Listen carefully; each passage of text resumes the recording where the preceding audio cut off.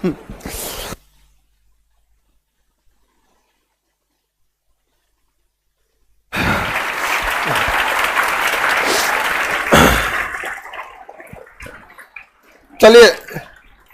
आपको प्रतीक सर आज से हिस्ट्री का क्लास लेंगे, ठीक है? बैठिए आप लोग यहां पर। हिस्ट्री में कहीं से भी कोई प्रॉब्लम नहीं आएगा। समझ में आ रहा है कि नहीं आ रहा? चाहे वो हिस्ट्री का प्राचीन हो, मध्यकालीन हो या आधुनिक भारत हो, कहीं से भी कोई दिक्कत नहीं आएगा। सबसे बड़ी चीज होती है हिस्ट्री में थिंक डेवलप करना, सोच डेवलप करना। वहां पर आपको ज्यादा लोग फंस जाते हैं, मौलिकता नहीं आ पाती है, वही रटा रटाया जवाब। लड़कों को कहेंगे कि खिलाफत आंदोलन, तो उसको बस याद रहेगा तुर्की का खलीफा गांधी जी। ये अरे क्या परिस्थितियां थी उस समय, कैसे था, ये सबको मायने रखता है, ठीक है? तो लाइव वाले और यहां वाले जितने लड़के लोग, अब आप लोग को हिस्ट्री की जिम्मेदारी प्रतीक सर की है। आपको कोई प्रॉब्लम नहीं आएगा, आप इस चीज के लिए निश्चिंत रहिए। अब चूंकि हिस्ट्री बहुत अपार सब्जेक्ट है, सोच रहा पहली बात तो शुरू करने से पहले आदमी को सोचना पड़ा, अरे बाप बाप, पाषाण काल से कहां से शुरू करना है, कहां तक जाना है। तो उसको एक नए अध्याय से, अभी तक आप हिस्ट्री जो पढ़ रहे थे वो अपने आप फाउंडेशन और बेस मजबूत करने के लिए पढ़ रहे थे। अभी जो आप पढ़ेंगे उसमें थिंक को चेंज करने के लिए पढ़ेंगे। और वो गया जमाना जब आपको लगा, आप जो देखिए बीपीएससी के क्वेश्चन यूपीएससी से टच करा दे रहा है, तो अब वो सब आपस में क्या कर दिया है, मिक्स कर दिया है। तो अब आपको ये सब चीजें लापरवाही नहीं चलेगी। अब आपको थोड़ा सा पहले से एडवांस बनना पड़ेगा, और आपकी भी सिंसियरिटी है चाहिए यहाँ पर, आपको भी सिंसियर बनना पड़ेगा। जुलाई से अब तो लगभग हम लोग सबको मेंटरशिप भी देने वाली है हम लोग, तो वो जल्द, जुलाई आया नहीं है अभी, गधा कर रहा है।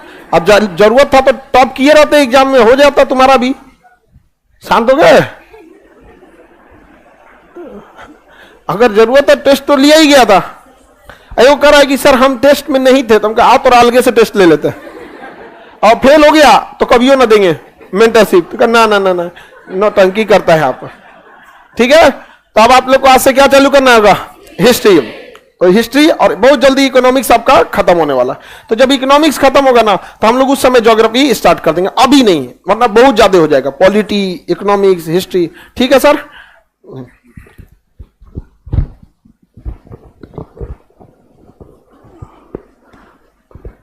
सबसे पहले तो मैं आप लोग को बहुत धन्यवाद देता हूं, और खान सर को बहुत ज्यादा धन्यवाद। मैं जो भी बात कहूं खान सर के लिए कम होगा। मैं दिल्ली में पढ़ाता हूं, आप लोग यहाँ पे हैं, और जो दिल्ली की परिस्थितियां हैं और यहाँ की परिस्थितियों में भी आप देखिए कोई अंतर नहीं रह गया। सर ने सबको एक जगह इकट्ठा कर दिया, ये इनकी बहुत बड़ी खूबी है। और शिक्षा को लेकर जो इनकी सोच है, वो सोच बहुत गंभीर है।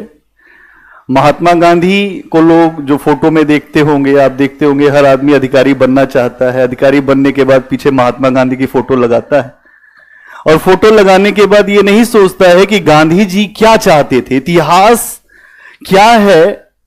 अगर आप इस बात को समझें तो एक जॉन रस्किन की पुस्तक थी अंटिल द लास्ट, जहां उसमें यह कहा गया आखिरी व्यक्ति तक आप कैसे पहुंचोगे। और महात्मा गांधी के दर्शन में यही बात थी। जब भी आप एनसीईआरटी पढ़ते होगे तो देखते होगे ऊपर लिखा होता है गांधी जी का जंतर। आप अधिकारी क्यों बनना चाहते हो, यह क्लियर होना चाहिए पहले, और अगर यह क्लियर हो गया तो आप ये मान के चलो कि आप अधिकारी बनोगे।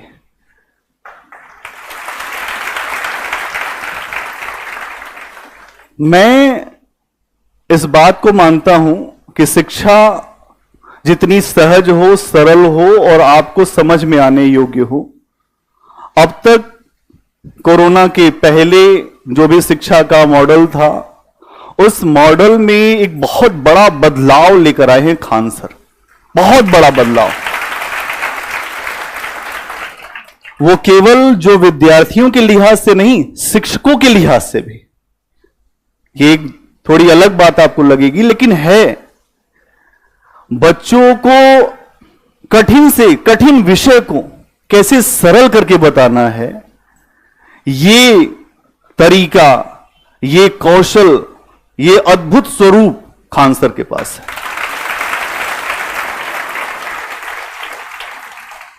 देखो, इतिहास महासागर है और इतिहास में जो हमारा अप्रोच होगा वो आपको हर बात को समझाते हुए लेकर चलना। क्या क्या, क्योंकि बहुत सारी चीजें पुस्तक में लिखी हुई है, पुस्तक नहीं है इतिहास। इतिहास बोध है। बोध का मतलब समझ। आपको समझ बनानी है और अगर आपकी समझ बन गई तो उत्तर लेखन एक आसान रूप हो जाएगा।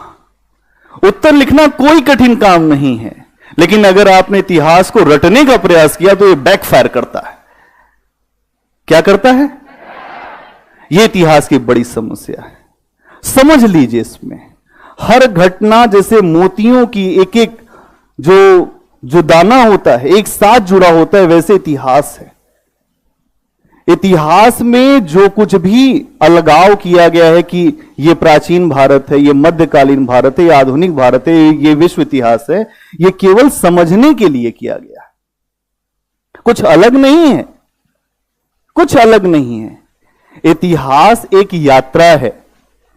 जैसे आप ये समझो कि आप आते हो, मान लीजिए कि आपको पटना आना है, तो पटना आने के लिए अगर आप बाई रोड आते हो तो रास्ते में हर जगह आपके सामने आता है कि अभी इतने किलोमीटर पटना है। इतिहास वही है कि इतने किलोमीटर की आपने यात्रा किया और आप कहां पहुंचे, आगे आपको कहां पहुंचना है, उस यात्रा को समझना है। मानवता को नई सीख देने का काम इतिहास करता है। इतिहास में यह बात समझाई गई है कि अगर ऐसी परिस्थितियां पैदा करेंगे आप तो वही घटना फिर से रिपीट कर जाएगी।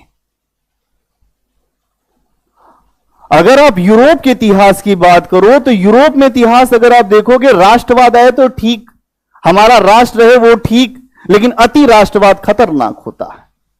अति सर्वत्र वर्जते, अति की हमेशा वर्जना हुई है। यह अति नहीं करना है, अति हो गई तो समस्या है।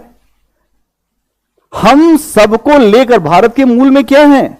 सभी धर्मों का सम्मान। अगर आप श्यादवाद का दर्शन, मुझे बहुत पसंद है। क्यों पसंद? इतिहास में आपको जैन दर्शन में पढ़ना है।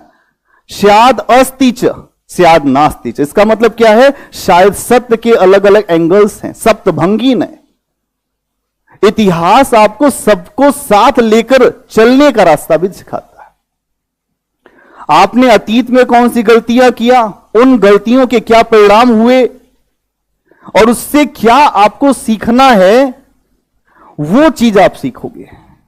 जो प्रशासनिक व्यवस्था डेवलप हुई, आप सुनते होगे, आप सबने खूब पढ़ा होगा कि भारत में जब अंग्रेज आए तो अंग्रेजों ने कहा भारतीयों को कुछ पता नहीं है, जंगली हैं, सपेरों का देश है भारत, ये बड़े मूर्ख टाइप के हैं। देखिए, अब भारतीय हम हैं तो खराब तो लग रहा है, लेकिन बोलना पड़ेगा। ये बोला क्यों? क्योंकि लॉर्ड मैकाले कहता था अगर किसी देश को हजारों साल तक गुलाम रखना है, उसका इतिहास मार दो, उसकी संस्कृति मार दो। और जब इतिहास और संस्कृति मार दी जाएगी तो उस देश के लोग अपने अतीत को जब नहीं जानेंगे तो कोई महान काम नहीं कर सकते। अफगानिस्तान के ऊपर कभी किसी का नियंत्रण नहीं रहा। क्यों? क्योंकि वो स्वतंत्रता प्रेमी थे। आज आप देखते हैं अमेरिका छोड़ के भाग गया बीच रास्ते में, अब कोई बात नहीं है। क्यों? क्योंकि वहां पर अलग तरीके का एक मामला है, इतिहास है अपना। इतिहास में जो व्याख्याएं की जाती हैं वो व्याख्या इसीलिए होती है कि इसका क्या रिजल्ट आएगा। अंग्रेज आपके ऊपर शासन करना चाहते थे, इसीलिए जब आप देखते हैं उन्होंने हर व्यवस्था को बेहतर बताया, सभ्यता का सिद्धांत दिया, व्हाइट बर्डन थ्योरी दिया, एक से एक सिद्धांत, मनगढ़ंत सिद्धांत। विपिन चंद्रा कहते हैं, इतिहास की पुस्तक उनकी है, कहते हैं ये सब एक कोरा झूठ था। क्या सभ्यता का सिद्धांत है? क्या सभ्यता है? दूसरे का शोषण करना सभ्यता है? लेकिन अंग्रेज ये सिद्धांत देते कि हम असभ्य बर्बर लोगों को सभ्य बनाने आए हैं। क्या समझ पा रहे हैं आप मैं क्या बताना चाह रहा हूं? इतिहास को समझना यही तरीका है। ठीक, थैंक यू सर।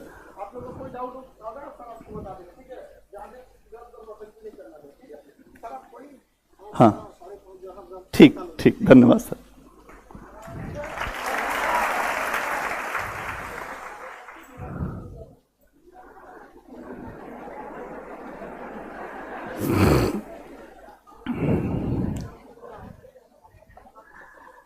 तो देखिए, हमारी जो यात्रा है और हमें जो समझना है, मैंने अभी आप लोग के सामने बताया भी कि ये बहुत बड़ा आपके लिए सौभाग्य है। ये आप मान के चलिए कि ऐसे व्यक्ति भी हैं जो लोगों के बारे में, बच्चों के बारे में इतना सोचते हैं।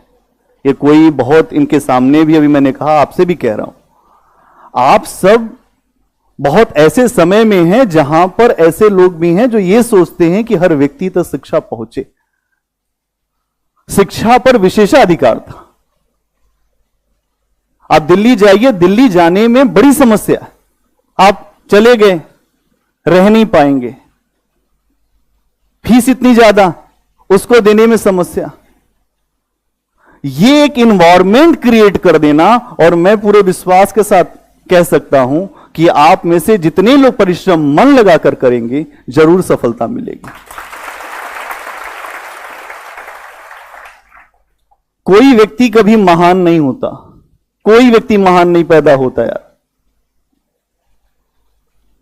कलाम साहब से मैं शुरू करूंगा क्योंकि एक बड़े महान व्यक्ति हैं, उनसे बात शुरू हो तो अच्छा है। कलाम साहब के जीवन में असफलताएं ही थी। आरंभिक जीवन देखेंगे, बहुत जो गरीबी से उठे, असफलताएं हाथ थी, कुछ मिल नहीं रहा है। जो पिताजी उनके नाव चलाने वाले, कोई व्यवस्था नहीं, जीविकोपार्जन की व्यवस्था नहीं। एयरफोर्स में भर्ती होना चाहते थे, एयरफोर्स में नहीं हो पाए, उत्तराखंड में एक जगह जाकर बैठ गए। वहां ये सोचने लगे, मेरे जीवन का उद्देश्य क्या है, मैं क्या करूंगा, मुझसे क्या हो पाएगा। एक व्यक्ति वहां आते, उन्होंने कहा, तुमसे बहुत बड़ा काम होना है। आप में से कोई ये नहीं जानता कि आपका भविष्य कितना उज्जवल होने वाला है। ये कोई नहीं जानता यहां बैठा, इसलिए अपनी क्षमता को समझिए। आप अपने अंदर छुपे महानता को समझिए, और इस बात को समझ लेंगे तो सफलता आपके जो कदमों में होगी। कुछ समय के लिए अपने आप को साध लीजिए, अर्जुन की तरह से। हार्ड वर्क और दूसरा ईमानदारी।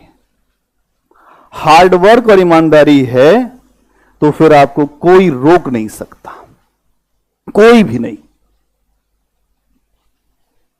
अब अगर हम बात करें इतिहास क्या है, इतिहास को आप क्या समझते हो? आप सबने इतिहास पढ़ा होगा। क्या है इतिहास? कैसी कहानी है? जो बीत गई कहानी वो इतिहास है। हमारा देखो एंगल क्या होगा, हम मेंस को थोड़ा फोकस रखेंगे, क्योंकि मुझे लगता है कि जो फैक्चुअल इंफॉर्मेशन इतिहास में, उसको आगे बढ़ने में बहुत बाधा है। फैक्ट पे इतिहास नहीं पढ़ना चाहिए कभी भी। इतिहास पढ़ना चाहिए दो चीजों पे, एक तो निरंतरता और दूसरा परिवर्तन। किस पे पढ़ेंगे इतिहास? एक तो निरंतरता भी पढ़ेंगे और दूसरा पढ़ेंगे परिवर्तन पे।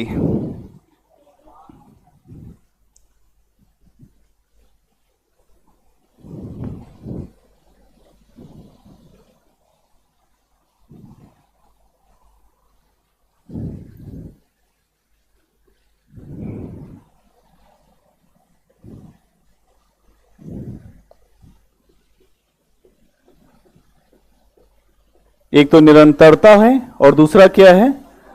परिवर्तन। ये दो शब्द इतिहास को जानने की कुंजी है।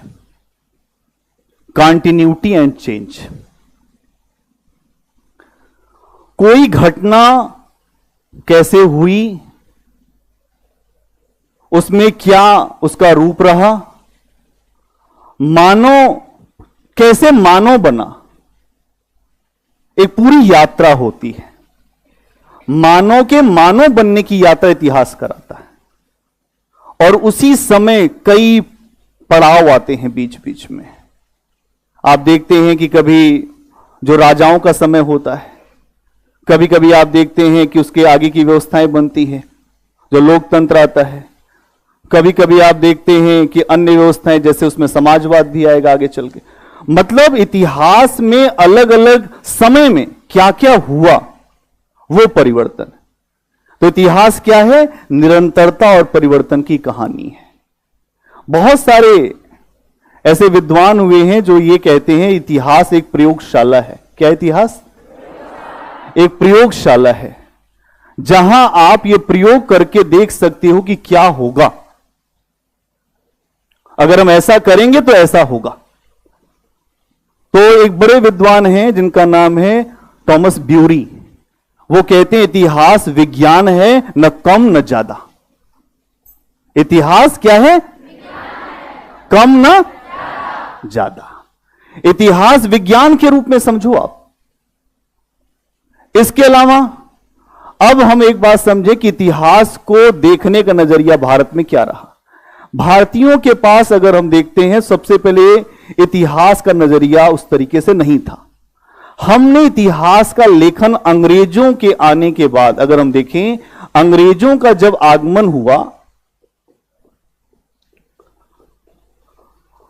अंग्रेजों के आगमन के बाद जब भारतीयों को क्रिटिसाइज किया गया, जब भारतीयों का इतिहास लिखा गया, क्यों लिखा गया? क्योंकि शासन करना था। क्या करना था? शासन करने के लिए इतिहास की व्याख्या, शासन करना है, शासन करने के लिए इतिहास की व्याख्या। और उस समय जब व्याख्या हुई तभी यह कहा गया कि आर्य कहां से आए हैं? भारत से बाहर से आए। आर्यों का आगमन भारत से नहीं है, यूरोप से है। कहां से? अब इससे एक बात समझिए, आर्य कौन है? उच्च लोग भारत के। कौन है? और अगर आर्य जो यूरोप से आए हैं तो अंग्रेजों के क्या हुए? भाई। क्या हुए? यस। इसका मतलब भारत के हायर क्लास को अपने साथ जोड़ो और भारतीयों के ऊपर शासन करो। क्या बात समझ में आई? मानसिकता से खेलते थे अंग्रेज। अंग्रेजों ने भारतीयों की मानसिकता से खेला। उन्होंने यह समझाया कि जो यहां की अच्छी चीजें हैं वो हमारी हैं, वो हमसे जुड़ी हुई हैं, आर्य हमसे जुड़े हुए हैं। इसलिए भारत में आर्यों का आगमन स्थापित किया गया। सिंधु घाटी सभ्यता को आप देखेंगे कि उसको यह माना गया कि कोई नहीं है, कुछ नहीं है सिंधु घाटी सभ्यता। जब कन्निघम ने खोजा स्थल तो ये कहा कुछ नहीं, ऐसे ही है। बाद में आप देखते हैं सिंधु घाटी सभ्यता एक ऐसी सभ्यता है कि दुनिया में वैसी सभ्यता कहीं नहीं दिखी। तो सभ्यता क्या होती है? संस्कृति क्या होता है? सभ्यता डिक्लाइन हो सकती है लेकिन संस्कृति कभी डिक्लाइन नहीं हो सकती। संस्कृति हमेशा चलती रहती है, अनवरत। सिंधु घाटी सभ्यता में जो महिलाएं थी वो सिंदूर लगाती थी, वो सौंदर्य के प्रसाधनों का प्रयोग करती थी, वो लिपस्टिक लगाती थी, अपने बाल को सजाती थी। आज भी वो चल रहा है। तो संस्कृति चलती रहती है। अब आप एक बात समझिए कि सिंधु घाटी सभ्यता एक ऐसी नगरी सभ्यता थी जैसी पूरे विश्व में नहीं है। तो आप कैसे भारतीयों को यह कह सकते हैं असभ्य थे भारतीय? ये आप अपने इतिहास को ही देख के समझ पाएंगे। जिस देश के लोग इतिहास को नहीं समझते वहां पर जीवन जीना बड़ा मुश्किल है। इसीलिए इतिहास का अध्ययन कराया जाता है भारतीय प्रशासनिक सेवाओं के लिए, कि आप इतिहास जानें, कल्चर जानें। और अगर आप इतिहास और अपने कल्चर को जान लेंगे तो एक आपकी समझ बनेगी। तो पूरा लब्बो लुआब इस बात का है कि कहां से हम क्या शुरू करें।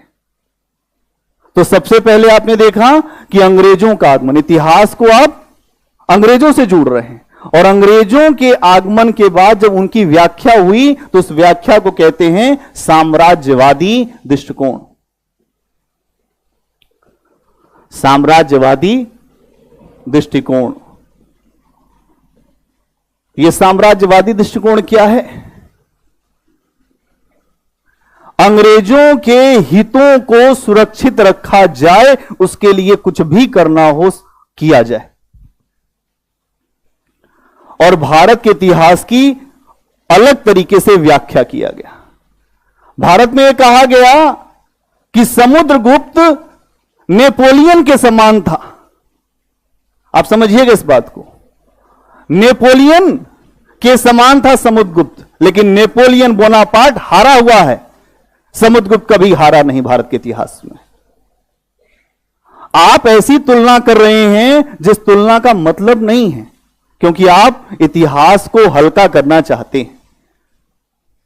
भारत के इतिहास की साम्राज्यवादी व्याख्या के तहत हमारे इतिहास को कमतर करके आका गया, और जब कमतर करके आका गया तो इसके लिए कुछ लोग ऐसे आए जो भारतीय हैं, राष्ट्रवादी दृष्टिकोण वाले।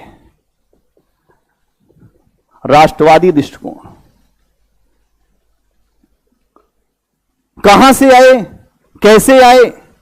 जब अंग्रेजों की शिक्षा आई भारत में, अंग्रेज आए, देखिए कोई भी आदमी आता है, कोई भी इंसान आएगा तो अच्छाई और बुराई उसके साथ होती है। अंग्रेज जब भारत में आए तो पश्चिमी शिक्षा भी लेकर आए। इसीलिए प्रश्न आया कि पश्चिमी शिक्षा से ही हमने अपनी गुलामी की जंजीरों को काट डाला, कैसे? टिप्पणी करें। या पश्चिमी शिक्षा एक हथियार था जिससे भारतीय बुद्धिजीवियों का उदय हुआ। उन्हीं बुद्धिजीवियों ने हर जगह भारतीयों को जागृत करने का काम किया। क्या बात समझ में आ रही है आपको?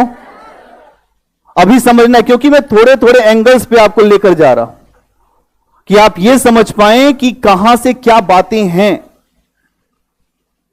भारतीयों को कैसे जागृत करें? जागृत कौन कर सकता है? जो शिक्षित हो। शिक्षा का मतलब है बोध पैदा होना। शिक्षा का मतलब पुस्तकी ज्ञान नहीं है, ध्यान रखना। शिक्षा का मतलब है नैतिक व्यक्ति पैदा करना। महात्मा गांधी कहते थे शिक्षा का मतलब है एक ऐसा व्यक्ति हो जो समाज के लिए अच्छा हो, समाज को कुछ दे सकने वाला हो। To serve your country, to be a country man. आप कुछ देश को देना चाहते हो, अपने राज्य को कुछ देना चाहते हो। शिक्षा का मतलब यह नहीं है। मतलब शिक्षा का मतलब यही है। और अगर आप यह सोचें कि शिक्षा का मतलब केवल जो पुस्तक में है, तो नहीं, वो नहीं है।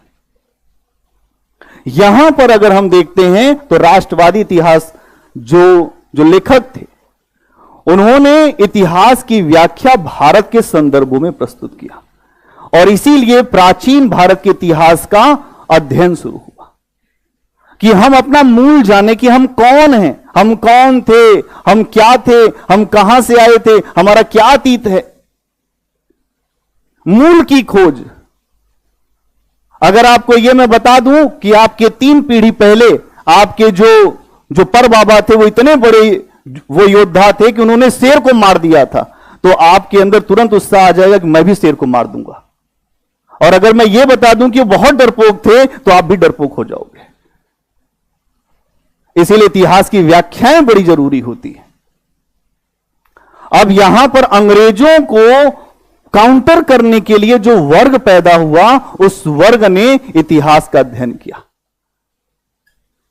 और इतिहास का जो अध्ययन हुआ, उसी इतिहास के अध्ययन के तहत हमारी बहुत सारी बातें खुलने लगी। हमारा दर्शन खुला, वेदों की बातें आई, उपनिषदों की बातें आई, और हमारा धर्म, दर्शन, संस्कृति, हमारा समाज, हमारे यहां जो राष्ट्र की जो संकल्पना थी, दुनिया का पहला गणतंत्र कहां पर आया है? भारत में। लिच्छवी गणतंत्र। लिच्छवी गणतंत्र। 7,000 से ज्यादा शासक एक साथ बैठकर शासन कर रहे हैं लिच्छवी गणतंत्र में। क्या दुनिया में अगर भारत को देखें तो भारत दुनिया को सब कुछ बहुत पहले दे रहा है, लेकिन हमारा नाम नहीं है कहीं पर भी। क्यों? क्योंकि जो भी समाज, जो भी संस्कृति, जहां का देश किसी दूसरे की अधीनता में रहता है, उसका कोई नाम नहीं लेता। कोई नाम नहीं लेता। आपका नाम कोई तब लेगा जब आपका कुछ आधार बने। आज भारत का नाम हो रहा है कि नहीं हो रहा है दुनिया में? क्यों हो रहा है बताओ? भारत अपने आप को प्रस्तुत कर रहा है कि दुनिया की सबसे बड़ी शक्ति के रूप में, यूथ पावर के रूप में भारत है। भारत दुनिया की सबसे बड़ी युवा आबादी है, और भारत दुनिया में बड़ा चेंज पैदा करने की क्षमता रखता है। यहां के लोग नौकरी में भी हैं, यहां के लोग दुनिया में हर जगह छाए हुए। यूथ बड़ी शक्ति है। तो यहां आप इस बात को समझें कि कैसे राष्ट्रवादी इतिहास लेखन हुआ, और उसके तहत कई चीजें ढूंढ ली गई। और यह बताया गया कि अशोक जैसा महान शासक भी भारत में हुआ।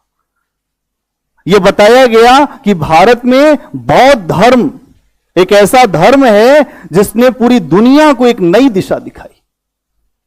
क्योंकि आपके बिहार के सिलेबस में बुद्ध और महावीर बहुत फोकस है। तो अगर आप देखें ये जो बिहार है ना, इसका मतलब क्या है? तीर्थ यात्रा जो बिहार करने के लिए लोग आते थे, इसका नाम था पहले विहार। विहार है ना, विहार। लोग कहते हैं आहार विहार, आहार विहार अच्छा होना चाहिए। ये तीर्थ स्थल था, तीर्थ स्थल था ये। और तीर्थ स्थल जब होता है कोई, तो दुनिया में हर व्यक्ति वहां आता है। ये कोई सामान्य जगह नहीं है। जो बिहार की भूमि है कोई सामान्य जगह नहीं है। यहां बड़े बड़े दिग्गज पैदा हुए हैं जिसने देश नहीं विदेश में भी अपना झंडा फहराया है।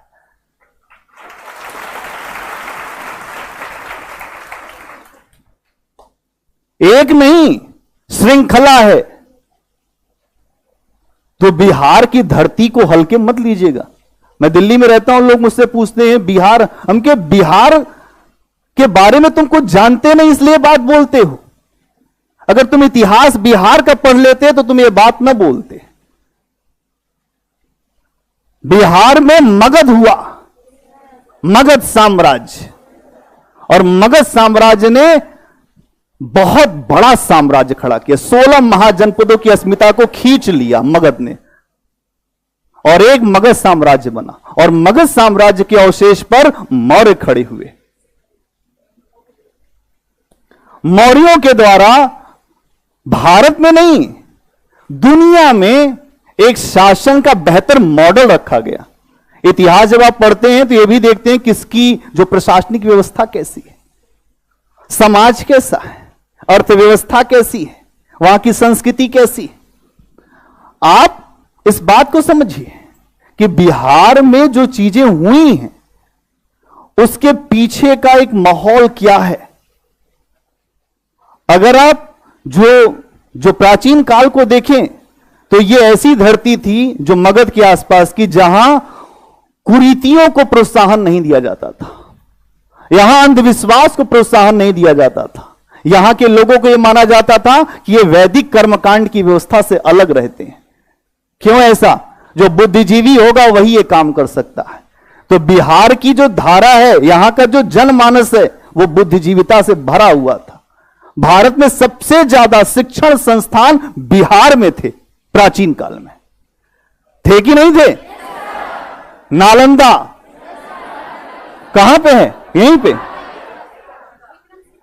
आप विक्रमशिला, उदंतपुरी, शिक्षा के बड़े बड़े केंद्र जो बिहार में। और 600 बीसी में जब बुद्ध बोलना शुरू हुए, वो भी बिहार में। जब बुद्ध बोलते हैं, बोध गया में उनको ज्ञान हुआ, और ज्ञान के बाद जो लोग छोड़कर भागे थे, 5 भिक्षु, जो 5 ब्राह्मण थे, जो उनके साथ निकले थे कि हम भी ज्ञान प्राप्त करेंगे भैया, साथ चलेंगे। लेकिन उन्होंने देखा ये तो आदमी अलग दिखता है। तो पूछा गया कैसे? तो बुद्ध ने कहा कि हम ये पैर उठा के, हाथ उठा के तपस्या नहीं कर पाएंगे। उन लोगों ने कहा नहीं, ऐसी तपस्या होती है। बुद्ध ने कहा मध्यम मार्ग चाहिए। हम जब रहेंगे नहीं तो हमको फिर क्या प्राप्त होगा? इसलिए बुद्ध ने मध्यम मार्ग दिया। क्या दिया? मध्यम मार्ग। बुद्ध ने कहा कि अपने आप को इतना ज्यादा मत तपाओ कि आपका जीवन ही ना बचे। इसीलिए बुद्ध जब ज्ञान देने पर आए, उन्हीं व्यक्तियों को सबसे पहले ज्ञान दिया। और जब वहां से सारनाथ आए तो धर्म चक्र प्रवर्तन हो गया। वहीं से निकलता है धर्म चक्र प्रवर्तन। तो पहला उपदेश, अब यहीं से आपके सामने जो प्रश्न भी हैं, कहानी समझ लीजिए थोड़ा कि रूप क्या है। और बुद्ध जब कहते हैं तो किस भाषा में कहते हैं? जन भाषा, पाली भाषा। जब महावीर बोलते हैं अर्धमागधी, आप समझिएगा, जितने लोग बड़े स्तर के हुए हैं वो जन भाषा में बोलते हैं। निज भाषा उन्नति अहे सब भाषा के मूल। अपनी भाषा की उन्नति नहीं हो रही है तो सब कुछ निरर्थक है। मैं यहां के आपसे अंग्रेजी में बोलने लगूं, आप लोग को 1 मिनट समझ में नहीं आएगा। आएगा समझ में? अपनी भाषा, अपनी संस्कृति पे महत्व रखना चाहिए। अगर आज आपका दुनिया पे नियंत्रण होता तो आज पूरी दुनिया में हिंदी बोली जा रही होती। क्या बोली जा रही होती कि नहीं बोली जा रही होती? बोलो। आज आपके यहां आप अपनी भाषा बोलने में बड़ा शर्माते हो कि नहीं भैया हम अपनी भाषा में नहीं बोलेंगे। क्यों नहीं बोलेंगे आप भाई? आप यूरोप के भी जाइए, आप जर्मनी जाएंगे तो जर्मन व्यक्ति जर्मन में बात करता, अंग्रेजी में बात नहीं करता है। आप जाइए फ्रांस, वहां फ्रेंच में बात करते हैं लोग। अंग्रेजी को बहुत ज्यादा लोड नहीं है, लेकिन भारत में क्या है? बहुत लोड है अंग्रेजी का। भैया अंग्रेजी आती है, भाषा है अभिजात वर्ग की। कबीर बड़े अच्छे हुए। कबीर ने कहा संस्कृत है कूपजल भाखा बहता नीर। संस्कृत भाषा उस समय इलीट वर्ग की भाषा थी, कुछ लोग जानते थे। भारत में बेड़ा गर्क इसीलिए हो गया कि शिक्षा सब तक पहुंची नहीं, इसीलिए अंधकार रहा और कुछ लोगों के हाथ में शासन सत्ता रही। नहीं तो भारत कभी गुलाम नहीं होता। यहां पर जो हमारी आजादी नहीं थी हमारे पास, जो हमारे सामने जो समस्याएं थी, उसमें सबसे बड़ा कारण वर्ण व्यवस्था। और वर्ण व्यवस्था में किसी एक वर्ग विशेष को आपने अधिकार दिया कि आप लड़ोगे और हम सब आपके पीछे खड़े रहेंगे। वो हार जाएगा, लाखों लोगों को आप अपने अधीन कर लीजिए। क्या यही बात तो है? जिस देश में लोग एक होते हैं वहां का इतिहास बनता है, जिस देश में लोग अलग अलग होते हैं वहां का इतिहास टूट जाता है। भारत के साथ यही बीच में हुआ। इसीलिए अगर आप अखंड भारत की बात करते हो तो इसका मतलब है सबके बीच में यूनिफिकेशन होना चाहिए, एकता होनी चाहिए। क्या बातें समझ में आ रही हैं कि ऐसे ही बता रहा हूं मैं? क्योंकि आपकी तरफ से मुझे कुछ समझ में आएगा तब मैं थोड़ी और बातें बताऊंगा। एक काम केवल आपको करना है, मेरे साथ जैसे मैं बताऊं एक फ्लो में आप बस खाली आगे बढ़ते रहिए, बस और कुछ भी नहीं करना है। आंसर लिखना आपके लिए बहुत आसान चीज हो जाएगी, बहुत आसान। आंसर लिखना एक आर्ट है। बहुत ज्यादा पढ़ लें आप, पुस्तक को याद कर लें, आप आंसर लिख के मुझको दिखा दीजिए, मैं आपको जान जाऊं, नहीं लिख पाएंगे आप। क्यों नहीं लिख पाएंगे? क्योंकि उसमें उतार चढ़ाव, एक स्किल, एक फ्लो जब देना होता है, उसके लिए आपको पूरा विचारों की श्रृंखला दिखानी पड़ती है। और विचारों की श्रृंखला दिखाने के लिए एक अभ्यास चाहिए, सोचने का प्रोसेस चाहिए। और आप यहां सोचने का प्रोसेस डेवलप करिए अपना। आपको सोचने का प्रोसेस डेवलप करना है कि मेरा सोचने का तरीका क्या होना चाहिए, कि हम कैसे सोचें। इतनी बात समझ में आ गई? ठीक है। इसके बाद अगर हम आगे बढ़ें तो हमें एक चीज समझना पड़ेगा कि अगर हम ये देखते हैं कि ये दुनिया कैसे बनी है, ये जो पृथ्वी है ये पहले आग का गोला थी, हम सब जानते हैं। धीरे धीरे ये जो पृथ्वी है वो ठंडी हुई। फिर यहां पर जो जलचर आए, बहुत धीरे धीरे वो लोगों का विकास हुआ। मानव आया। मानव स्टार्टिंग में जो जंगली था, कैसा था? जैसे जंगल के जानवरों में उसमें कोई अंतर नहीं था। वो अपने जीवन की रक्षा कैसे कर सकता था? अपने जीवन की रक्षा करने के लिए उसको ऐसे स्थान पे अपना निवास बनाना था जहां पर उसके लिए आवश्यकताओं की पूर्ति हो सके। जैसे कोई जो पहाड़ी इलाका हो सकता है या नदियों का इलाका हो सकता है, जहां वो जी सके। सबसे पहले जीने की संभावनाओं को ढूंढेगा मानव, और जीने की संभावनाओं को ढूंढेगा। इस समय मानव के पास और कुछ विवेक नहीं है। अभी मानव बिल्कुल कुछ जानता नहीं है। उसको जीवन में अगर आगे बढ़ना है तो अपने लिए खाने की व्यवस्था और अपने सहयोग के लिए कुछ चाहिए। तो सहयोग अगर हम बात करें तो सहयोग का मतलब क्या है? पत्थर। इसीलिए इस समय जो आरंभिक समय का इतिहास है उसको कहते हैं प्राग इतिहास। क्या कहते हैं? प्राग इतिहास। मतलब इस समय का इतिहास जो पत्थरों के आधार पर लिखा गया, प्राग इतिहास, प्राग ऐतिहासिक काल। मानव के सामने अभी ना तो उसको लिखना आता है, ना वो कुछ जानता है, ना वो कुछ समझता है, कुछ भी पता नहीं है। उसको अभी सीखना है। बड़े बड़े पत्थरों से वो अपना शिकार करता है, आपस में जो बांट लेता है, फिर जानवरों से संघर्ष करता है, और इसी क्रम में वो धीरे धीरे आगे बढ़ता है। आगे बढ़ता है तो उसने अपने जीवन में और कुछ सुधार किया, और जब ये जो सुधार करता है उसमें कुछ चीजें उसके सामने आती हैं कि अगर इतने बड़े पत्थर के औजार चलाता है तो उसके ऊपर भी खतरा होता है, जो जानवरों का भी आक्रमण होता है। तो उसने छोटे छोटे हथियार बनाए। तो मध्य पाषाण काल में जब जाओगे तो आपको दिखाई देगा माइक्रोलिथ।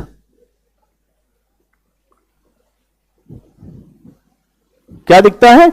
माइक्रोलिथ, मतलब पत्थर के छोटे औजार।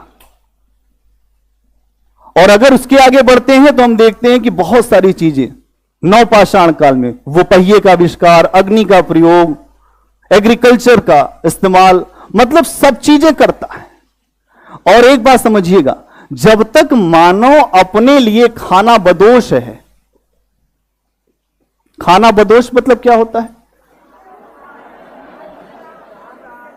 एक स्थान से दूसरे स्थान पर इधर उधर जो घूमने वाला व्यक्ति हो, खाना बदोश।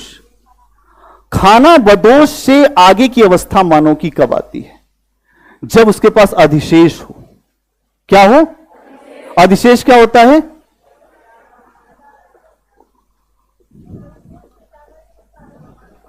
अधिशेष का मतलब यह हो गया कि आपने खा लिया और जो आपके पास शेष बचा उसको कहते हैं अधिशेष। कभी भी अगर कोई नगरीकरण होगा, कोई भी व्यवस्था बनेगी, राज्य बनेगा, इकोनॉमी बनेगी, तो अधिशेष होना जरूरी है। अगर अधिशेष नहीं होगा तो नगरीकरण नहीं होगा, राज्य भी नहीं बनेगा। इसीलिए आप देखेंगे कि नवपाषाण काल के बाद धीरे धीरे धीरे धीरे मानव जो है पत्थर के साथ दूसरे उपकरणों का भी प्रयोग करता है। ताम्रपाषाण काल, इसके आगे क्या आता है? ताम्रपाषाण काल। तांबे के साथ पत्थर के औजारों का इस्तेमाल करता है। और इसी समय धीरे धीरे मानव के जीवन में कुछ बदलाव आते हैं। अब मानव बड़ी बड़ी बस्तियों को बसा रहा है। इनाम गांव, कायथा, आहाड़, जोरवे, मालवा, बहुत सारे स्थान। और कुछ इतिहासकार ये कहते हैं इन्हीं ताम्रपाषाणिक संस्कृतियों से ही सिंधु घाटी सभ्यता डेवलप हुई। ये डेवलपमेंट ऐसे मत समझना, ये डेवलपमेंट एक तरीके की पूरी यात्रा है। जब मानव ने पत्थर के साथ पहले दोस्ती किया, उसके बाद वो जानवरों के साथ दोस्ती करता है, उनका पशुपालन करता है, फिर एग्रीकल्चर करता है। एग्रीकल्चर के बाद वो धीरे धीरे उनसे अधिशेष प्राप्त करता है, और अधिशेष प्राप्त करने के बाद फिर वो व्यवस्थित होना शुरू होता है। अगर कोई भी चीज बनेगी तो उसके पीछे अधिशेष होगा। इसीलिए आगे चल के आप देखेंगे कि जो भी राज्य बनेगा वो टैक्स पे बहुत ज्यादा जोर मारेगा। कोई राज्य बनेगा, अगर आप वैदिक काल को देखिए तो वैदिक काल में जो पूर्व वैदिक काल है, राजा कबीले का सरदार है, लेकिन राजा नहीं है। जैसे आप लोगों में से इतने सारे लोग बैठे, एक व्यक्ति को मैं यहां बुला लूं तो वो मुखिया नहीं होगा, आपके बीच का ही है, और आप उसको स्वेच्छा से जो कुछ देना चाहें दे सकते। लेकिन धीरे धीरे उस व्यक्ति ने यह कहना शुरू कर दिया मैं राजा हूं और तुम्हें मुझे टैक्स देना पड़ेगा। यह व्यवस्था कहलाई बलि की व्यवस्था, बलि और भोग। और राजा टैक्स लेने लगा, और धीरे धीरे वो पद आनुवांशिक हुआ। क्या हुआ? आनुवांशिक हुआ। तो अगर आप देखोगे कि सबसे पहले एक व्यवस्था बनती है और व्यवस्था से एक राज्य बनने का संकल्पना पूर्व वैदिक काल में आती है, और धीरे धीरे वही राज्य से जनपद बनता है और जनपद से महाजनपद बनता है। और महाजनपदों में 16 महाजनपद, काशी, कौशल, अंग, मगध, चेदी, वस्त, बहुत सारे 16 महाजनपद। उसी में एक है मगध, और मगध सबको लीड करता हुआ आगे बढ़ता है। तो यहां कुछ आपको एंगल्स पे समझना पड़ेगा कि प्रश्न कहां से बनेगा। प्रश्न आपके सामने आएगा जहां बड़े परिवर्तन होंगे। तो बड़ा परिवर्तन इतिहास में अगर आप देखें तो एक बड़ा परिवर्तन आपको दिख रहा है ताम्रपाषाण काल में।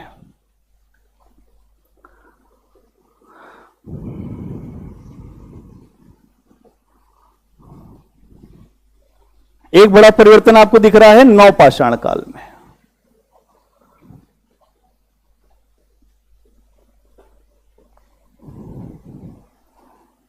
एक बड़ा परिवर्तन इसके बाद आपको दिख रहा है सिंधु घाटी सभ्यता।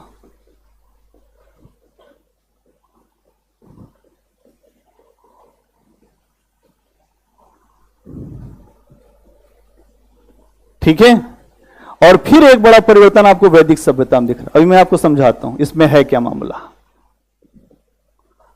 जो वैदिक संस्कृति कहें तो ज्यादा अच्छा है। वैदिक संस्कृति, इस जगह आप देखते हैं कि मानव जो विकास की यात्रा में आगे बढ़ा, उसने जो पहिए का आविष्कार कर लिया, अग्नि का आविष्कार कर लिया, हर चीज आपने इसके पहले ही पढ़ी होगी। ठीक है, यहां मानव धीरे धीरे विकास की अवस्था में आ गया। कहां आ गया? उसका विकास हो रहा। और जब अगले चरण में आता है तो अब उसके साथ साथ कुछ उपकरण ऐसे हैं जो तांबे के बना रहा है, कॉपर और स्टोन, दोनों चीजें। ताम्रपाषाण मतलब यहां मानव धीरे धीरे तांबे का इस्तेमाल करना सीख गया।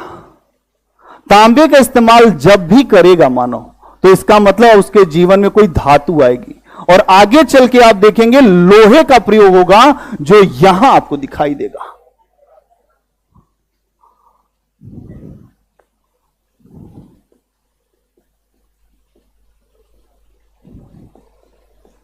इसको ठीक कराओ भाई, ये जो इसकी सेटिंग थोड़ी ठीक नहीं है जब मैं कुछ लिख रहा हूं।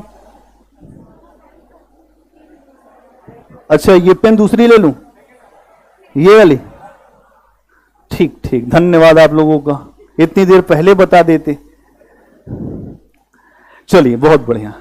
तो यहां आप देख रहे हैं कि ये जो यात्रा है, जो विकास की यात्रा, इसे समझना है कैसे मानव ने यहां से यहां की यात्रा किया, और यहां पहुंचने के बाद फिर यहां कैसे पहुंचा और यहां क्या हुआ। अगर आप देखें तो यहां पर बहुत सारे स्थान, आहाड़,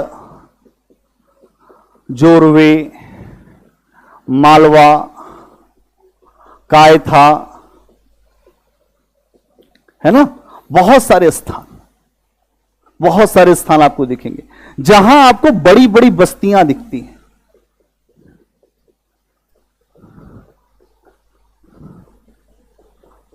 बड़ी बड़ी बस्तियां दिखती हैं, बहुत बड़ी बड़ी बस्तियां। ये नगर नहीं बने अभी, लेकिन बस्तियां बड़ी बन गई, क्योंकि सिंधु घाटी सभ्यता के उदित होने का समय आ गया है। एक भी फैक्ट नहीं लिखा हूं, बिना फैक्ट के आपको समझा रहा हूं, अभी उसको भी लिखवा दूंगा, लेकिन यहां समझो पहले बात। फैक्ट को समझ से नहीं, क्योंकि आप इतिहास में जो तिथियों को रटने लगते हैं, वैसे इतिहास को समझना बहुत दुरूह काम है। मैं दिल्ली विश्वविद्यालय में जब भी पढ़ाता था तो मैं ये एक प्रयास करता था कि इतिहास को तथ्यों से ज्यादा कॉन्सेप्ट से जोड़ के समझे, और वो तरीका ज्यादा अच्छा होगा। तो आप देख रहे हैं कि यहां यह संस्कृति, यह बड़ा परिवर्तन, और फिर एक बड़ा परिवर्तन, नगरीय सभ्यता। कैसी सभ्यता है? नगरीय सभ्यता। और यह नगरीय सभ्यता जब बनी तो इसमें हर चीज आपको दिखता है। जो सड़कें वो समकोण पे काटेंगी, फिर नालियों का प्रबंधन, हर तरह से एक ऐसा स्थान, ऐसी व्यवस्था जैसा आज आप सोचते हो। आज भी आप कम से कम जो साफ सफाई के मामले में सिंधु घाटी सभ्यता को बहुत ऊपर रखते हो। वहां का सिस्टम ऐसा था कि हर चीज का प्रबंधन किया गया था। शतरंज नुमा पूरा शहर बसा हुआ था। सड़कें एक दूसरे को समकोण पर काटती थी। वहां की व्यवस्था अगर आप देखें तो मातृ देवी की पूजा होती है, महिलाओं की पूजा है। अब लोग कहते हैं भारत में महिलाओं की पूजा। भारत का समाज हमेशा से महिलाओं का सम्मान करने वाला समाज रहा है। यह आपका अतीत बताता है।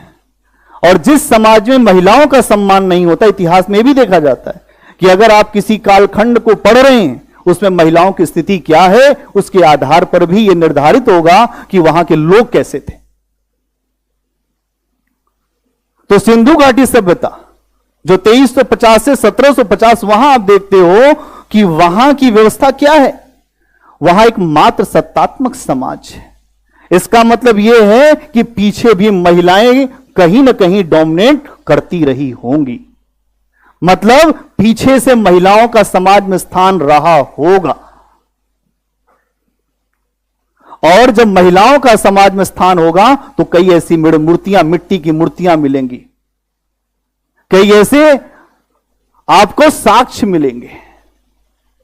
इस समय आप देखते हैं कि इधर आप देख रहे हैं तो कुछ भी आपके पास जो लिखित साक्ष्य नहीं है। कुछ है लिखित साक्ष्य क्या? आपके पास कोई भी लिखित साक्ष्य नहीं है। जो भी साक्ष्य है पाषाण या एक धातु, तांबा, इससे आप कुछ नहीं समझ पाओगे। यहां पर अगर आप देखें तो कुछ है लिखा हुआ, लेकिन आप इसको अभी पढ़ नहीं पाए हो। इसलिए इतिहास में इस धारा को यहां से कहते हैं आद्य इतिहास, आद्य ऐतिहासिक। आद्य ऐतिहासिक क्यों? क्योंकि जब भी इस काल की मोहरें पढ़ी जाएंगी तो हो सकता है इतिहास की व्याख्या भी बदल जाए। इसका मतलब समझ पाए? आगे चल के देखो वैदिक संस्कृति में क्या होता है। वैदिक संस्कृति में आप देखते हो कि यहां नगरीय सभ्यता थी, यहां अचानक ग्रामीण सभ्यता आ गई। क्या हो गया? तो प्रश्न हमेशा इन दो स्थानों से हमेशा आया है, प्री और मेंस में। उठा के आप पेपर देख लो, हमेशा प्रश्न है। जहां बड़े परिवर्तन, यही मैं आपको समझाना चाह रहा था, जहां बड़े परिवर्तन वहीं से प्रश्न। आपके सामने यह बात जो रखना जरूरी है। अगर आप यह देखें कि अचानक यहां कैसे हुआ, क्या बदलाव हुआ वैदिक संस्कृति में, क्यों अचानक एक नगरीय सभ्यता डिक्लाइन कर गई, क्या ऐसा हुआ? सिंधु घाटी सभ्यता के पतन के पीछे क्या ऐसा रहा होगा? इतना विकसित समाज, आज के स्मार्ट सिटी से उनकी तुलना होती है सिंधु घाटी सभ्यता की, कि भारत में जो स्मार्ट सिटी आप डेवलप कर रहे हैं वैसी सिटी उस समय डेवलप कर लिया था। उस समय लोगों ने माप तौल के पूरे व्यवस्थित रूप रहे होंगे उनके पास, क्योंकि अगर वैज्ञानिक तरीके से नापने जोखने का तरीका नहीं होगा तो इतना स्मार्ट शहर, इतना बेहतर प्रबंधन कोई कर ही नहीं सकता। मतलब भारत में विज्ञान की उपलब्धि बहुत पहले से रही है। विज्ञान आप बहुत पहले से जानते रहे हो, और अगर आप विज्ञान को समझते हो, जानते हो, तो फिर आपको यह समझना पड़ेगा कि सिंधु घाटी सभ्यता के लोगों का पतन क्यों हो गया। जब भी आप अपने संसाधनों का सोचकर उपयोग नहीं करोगे तो आपका बचना मुश्किल है। इसरो और नासा जैसे संस्थान ये बताते हैं कि सिंधु घाटी सभ्यता के पतन के पीछे उनका अपने संसाधनों का अत्यधिक दोहन था। उन्होंने अपने संसाधनों का अत्यधिक दोहन कर लिया, जो नदियों के जल का अत्यधिक दोहन कर लिया, वनों का अत्यधिक दोहन कर लिया, अपने एनवायरमेंट को खराब कर दिया। और जब ये आप कर लेंगे तो फिर नदियां मार्ग बदलना शुरू कर देंगी। आज से अब इसको लिंक करो। आज की दुनिया तब बचेगी जब आप अपने एनवायरमेंट को बचाओगे। और अगर आप चाहे जितना विकास कर लो, जो जितना विकास करना हो आपको विकास कर लो, कितना भी कर लो, लेकिन आप बचोगे नहीं। जोशीमठ धंस रहा है, महासागर जल ऊपर उठ रहा है, कई देश डूबने के कगार पर हैं। हमारी जिम्मेदारी है कि हम एक पौधा जरूर लगाएं। आप सबसे अपील है कि आप सब भी इस बात को सोचें कि बड़ी बड़ी सभ्यताएं अवसान को प्राप्त हो गई, विनाश को प्राप्त हो गई। क्यों? क्योंकि हमारी सोच उस समय नहीं थी। और यह बात मैं नहीं कह रहा हूं, बड़े बड़े ऐसे संस्थान जिनकी रिपोर्ट पे बड़ी मान्यता, इसरो कह रहा है, नासा कह रहा है। तो यहां समझना पड़ेगा कि इतनी विकसित सभ्यता, इतना सभ्य समाज, इतना अच्छा नगरीकरण, हड़प्पा, मोहनजोदड़ो, लोथल, इतने सारे स्थल जो जुड़वा राजधानी हड़प्पा मोहनजोदड़ो, एक पूरा सिस्टम है। आप समझो अधिशेष का जो खेल क्या होता है। जब अधिशेष होता है तो होता क्या है? जब अधिशेष आता है तो अधिशेष में जो दो चीजें, एक तो आंतरिक स्तर पे व्यापार होगा और दूसरा होगा बाह्य स्तर पे। दो तरीके से व्यापार होने लगेगा। आंतरिक स्तर पे जो व्यापार होगा उससे बनेंगे नगर, क्योंकि ये उत्पादक कार्य नहीं करेंगे, ये उत्पादक वस्तुओं को बेचेंगे। क्या बात समझ में आ रही है? अगर आप किसी शहर में बैठे तो आप कोई काम तो करते नहीं हैं। इसीलिए महात्मा गांधी कहते थे अपने जीवन जीने भर खुद ही उत्पादन करके खाओ। देखिए उनकी फिलॉसफी समझ लेंगे तो इंसान बन जाएंगे। गांधी जी कहते थे अपने श्रम का खाना चाहिए। कम से कम हर व्यक्ति को इतनी मेहनत जरूर करनी चाहिए कि अपना पेट स्वयं भर ले। इसीलिए गांधी जी मास नेता बन गए, वैसा कोई बना नहीं। गांधी जी से पहले भी राष्ट्रीय आंदोलन चल रहा था, लेकिन जब 1915 में एक बैरिस्टर भारत में आता है तो उसको एक बात समझ में आती है कि भारत में जनता हमारी बड़ी भोली है, इसको साथ लेकर चलना है तो इसकी मानसिकता पर उतरना होगा। तो गांधी जी के आंदोलन की रणनीति ही अलग है। अहिंसा, रचनात्मक कार्यक्रम, कुछ सबके हाथ में कुछ स्किल दे दो। अगर हम ऐसा कहें कि हमारी शिक्षा ऐसी हो जहां कुछ हमारे हाथों में हुनर आ जाए तो हम कुछ भी ना करें तभी भूखे तो नहीं मरेंगे। क्या मरेंगे भूखे? इसीलिए शिक्षा का मतलब स्किल भी पैदा करना है। आप सब कुछ न कुछ स्किल आपके पास है, आप यहां से निकले कुछ भी बहुत बड़ा कर सके। तो यहां आप देखते हैं अधिशेष, अधिशेष जब आएगा आंतरिक स्तर पे वो नगर बनाएगा, और इसी आंतरिक स्तर पे जब ये नगर बनेंगे तो यही व्यापार बाह्य भी होने लगेगा, जो विदेशों में। और जब विदेशों के लिए व्यापार करना होगा, आंतरिक व्यापार के लिए नदी परिवहन। कौन सा? नदी परिवहन। अब ये नदी परिवहन का मतलब यह है कि खेतों के आसपास, क्योंकि खेतों के आसपास अगर आप देखें तो घाट होंगे और वहां से नाव से यहां पर पहुंचेगा सामान जो नगर है, और वहां से फिर एक इकट्ठा करने का प्रयास होगा। तो मोहनजोदड़ो में आप देखेंगे कि भंडार गृह मिलेगा। क्या मिलेगा कि नहीं मिलेगा? ठीक। उसके बाद फिर क्या है, जब आपके पास आंतरिक हो गया, आपने आंतरिक व्यापार के लिए आपकी इच्छा बढ़ती है, आप कहते हो कि अब हम बाह्य व्यापार करेंगे। तो उसके लिए आप देखते हैं कि आपको जो समुद्र के पत्तन है उसका डेवलपमेंट करना पड़ेगा।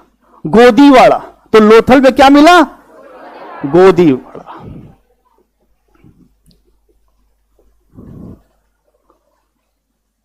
तो यहां इस बात को समझिए कि अगर हम देखते हैं कि कैसे भारत में धीरे धीरे सिंधु घाटी सभ्यता के लोग आंतरिक व्यापार के साथ साथ जो विदेशी व्यापार भी करने लगे। इतना सब कुछ होने के बाद, एक विकसित समाज बनाने के बाद अवसान हो गया।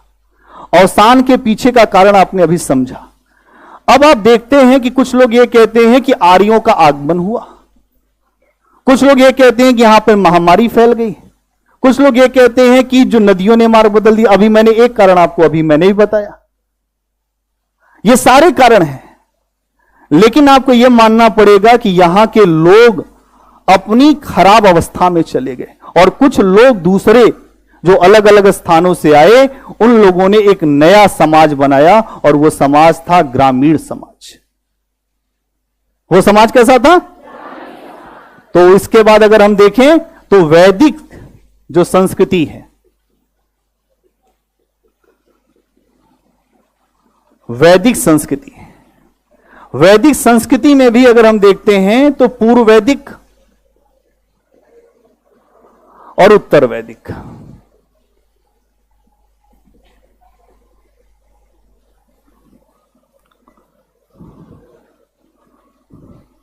तो पूर्व वैदिक में अगर आप देखें, पूर्व वैदिक का समय अगर आप देखते हो तो इस समय आपको कुछ बातें समझनी पड़ेंगी। इस समय अभी समाज बिल्कुल इनिशियल स्टेज पर है। समाज कैसा है? ग्रामीण है। अभी राजा का कोई पद नहीं है, अभी कोई राजा का पद नहीं है, कबीले का मुखिया है। कबीला है, उसका एक मुखिया है। इसके अलावा और आप देखेंगे तो कर्मकांड अभी नहीं के बराबर है। समाज में अभी आपको सरलता दिखाई देगी। ऐसा क्यों है? क्योंकि जब भी कोई चीज स्टार्ट होती है तो समाज सरल होता है। आप इस समय देखेंगे कि समाज में कोई सिस्टम ऐसा नहीं है कि बहुत ज्यादा रूढ़ियां हो। वैदिक मंत्रों की रचना करने वाली बहुत सारी महिलाएं हैं। अपाला, घोषा, लोपामुद्रा, विश्ववारा, तमाम ऐसी महिलाएं हैं जो ऋग वैदिक मंत्रों की रचना करती हैं।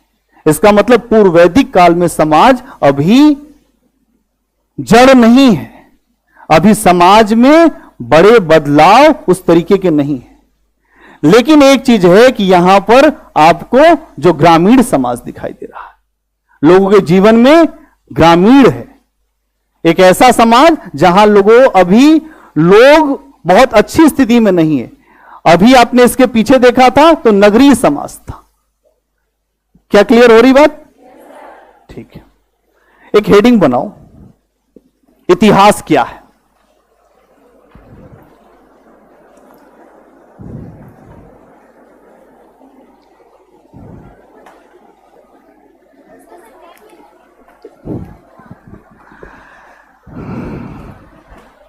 इतिहास क्या है?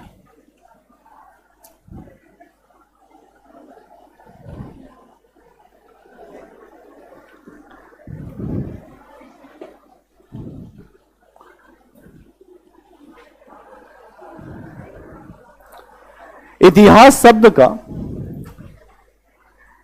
इतिहास क्या है उसमें थोड़ा लिखिए दो चार बातें, इससे आपको थोड़ा समझ में आएगा, कुछ चीजें आपके दिमाग में रहेंगी। इतिहास क्या है, एक हेडिंग बनाइए।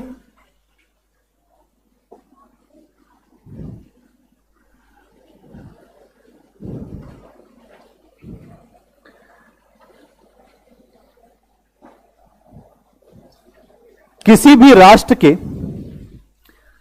राष्ट्र के अतीत के अध्ययन के लिए, किसी भी राष्ट्र के अतीत के अध्ययन के लिए हम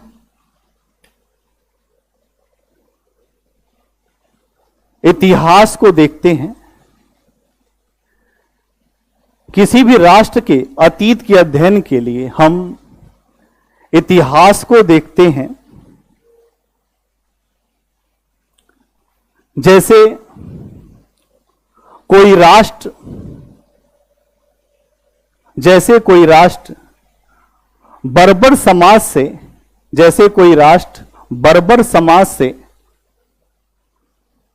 सभ्य समाज की तरफ, जैसे कोई राष्ट्र बर्बर समाज से सभ्य समाज की तरफ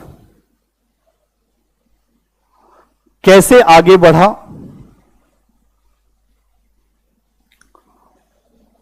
और आधुनिक समाज की ओर और आधुनिक समाज की ओर और आधुनिक समाज की ओर कैसे उसने अपना मार्ग बनाया, कैसे उसने अपना मार्ग बनाया।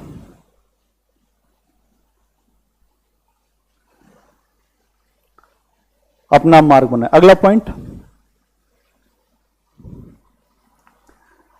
जब हम वर्तमान का मूल्यांकन करते हैं,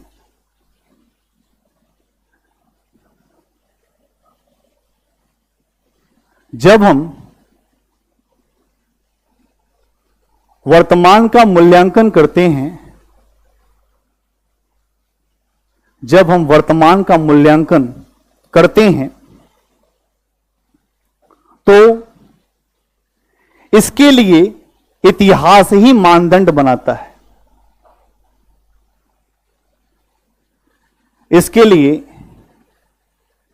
इतिहास ही मानदंड बनाता है। इसके लिए इतिहास ही मानदंड बनाता है।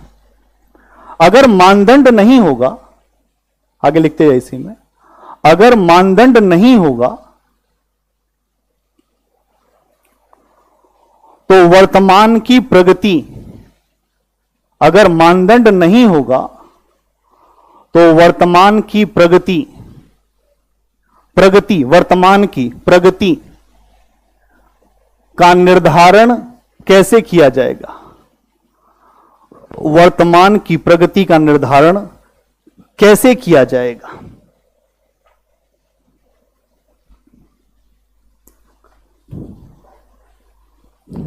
अगला पॉइंट,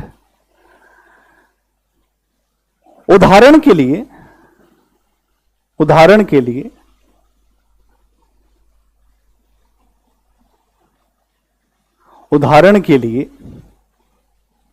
यदि हम कोई यात्रा करते हैं, उदाहरण के लिए यदि हम कोई यात्रा करते हैं तो हमें रास्ते में कुछ मील के पत्थर दिखाई देते हैं। हमें रास्ते में कुछ मील के पत्थर दिखाई देते हैं जिस पर उस स्थान की दूरी लिखी होती है, जिस पर उस स्थान की दूरी लिखी होती है। यदि इन पत्थरों को हटा दिया जाए, यदि इन पत्थरों को हटा दिया जाए, यदि इन पत्थरों को हटा दिया जाए तो कुछ देर के बाद आप यह समझ नहीं पाएंगे, कुछ देर के बाद आप यह समझ नहीं पाएंगे कि आप कहां तक पहुंच पाए हैं, आप कहां तक पहुंच पाए हैं। इतिहास हमें इसी की समझ देता है। इतिहास हमें इसी की समझ देता है। इतिहास हमें इसी की समझ देता है। इसी बात को समझाया था सबसे पहले आपके सामने, तो एक मैंने नोट करा दिया इतिहास क्या होता है। अभी मैंने आपके जो सिलेबस पे या उस पे अभी नहीं कुछ बात बताई, केवल एक इंट्रोडक्शन की क्लास है आज। केवल आज मैं आपको इंट्रोडक्शन देने आया हूं। आप ये ना समझे, कुछ बच्चे इस पे पूछ रहे हैं कि सर जो सिलेबस क्या है, ये भाई एक आइस ब्रेकिंग है। अभी हमारी आपकी एक आइस ब्रेकिंग है। मैं आया हूं, अभी आज ही आया हूं, अभी पहले आपसे बात कर रहा हूं, कुछ थोड़ी सी चीजें हम भी समझ लें और आपको कुछ बातें जो समझाने के लिए आए कि इतिहास क्या है, कैसे देखें, क्या करें। अभी तो पूरी यात्रा बची हुई है। अभी आप धीरे धीरे रे मना, धीरे सब कुछ होए, माली सींचे 100 घड़ा, ऋतु आवे फल होए।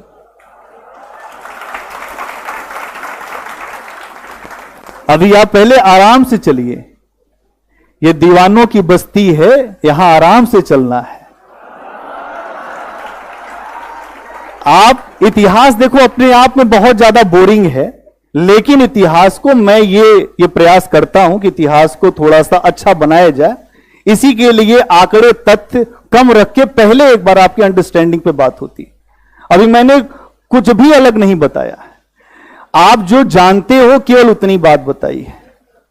और थोड़ा सा हम लोगों ने एक चीज बातचीत करके ये देख लिया कि आपको समझ में कितना आ रहा है। आपकी आंखें बताती हैं, आपकी आंखें भी बहुत सारी बातें बयां कर देती हैं कि आपको कितना समझ में आता है।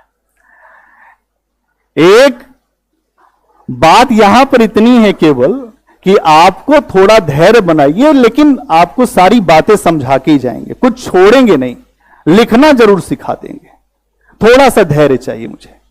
आपका पेशेंस, अगर आप धैर्य दिखाएंगे तो अपने आप आपको फायदा समझ में आ जाएगा। ठीक है, अगला पॉइंट बनाइए, एक साम्राज्यवादी इतिहास लेखन। आज केवल आपको समझा रहा हूं इतिहास को पढ़ना कैसे है, और कोई ज्यादा दिमाग नहीं लगाएगा।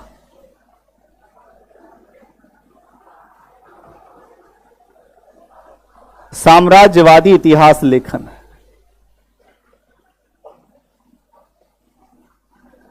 अगर आप इसे नहीं समझेंगे तो आपको प्राचीन भारत के इतिहास समझाना मेरे लिए आसान नहीं है। इसलिए कुछ बातें समझना कोर में बहुत जरूरी है। कोर फिलॉसफी क्या है, तो साम्राज्यवादी इतिहास लेखन में एक दो पॉइंट लिखिए।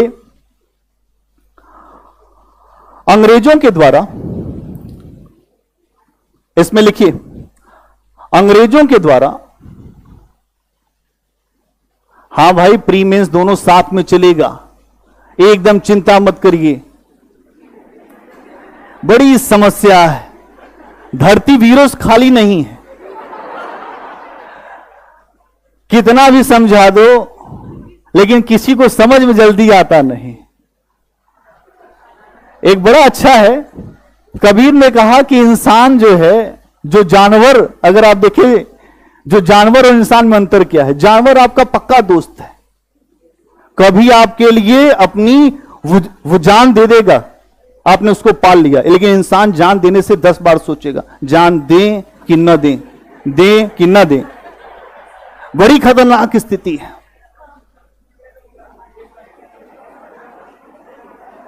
अब यहां थोड़ा सा इसमें लिखो पहला पॉइंट,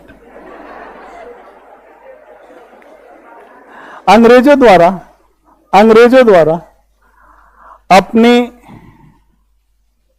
औपनिवेशिक हितों को पूरा करने के लिए, अंग्रेजों द्वारा अपने औपनिवेशिक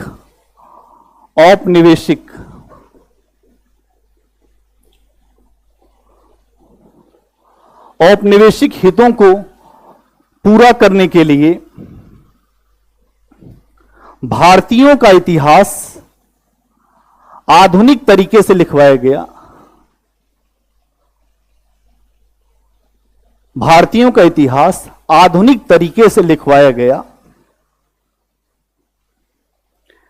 इसके तहत आर्यों का आगमन, इसके तहत आर्यों का आगमन का सिद्धांत दिया गया। आर्यों के आगमन का सिद्धांत दिया गया, जिसका उद्देश्य भारतीय समाज में आर्यों के आगमन का सिद्धांत दिया गया। आर्यों के आगमन का सिद्धांत दिया गया, जिसका उद्देश्य भारतीय समाज में उच्च जातियों के साथ, जिसका उद्देश्य भारतीय समाज की उच्च जातियों के साथ अपना संबंध स्थापित करना था। भारतीय समाज की उच्च जातियों के साथ अपना संबंध स्थापित करना था। अगला पॉइंट, अंग्रेजों के द्वारा, अगला पॉइंट इसी में ही, अंग्रेजों के द्वारा शब्दों और भावनाओं का, अंग्रेजों के द्वारा शब्दों और भावनाओं का ऐसा जाल बिछाया गया, शब्दों और भावनाओं का ऐसा जाल बिछाया गया जिससे भारतीय समाज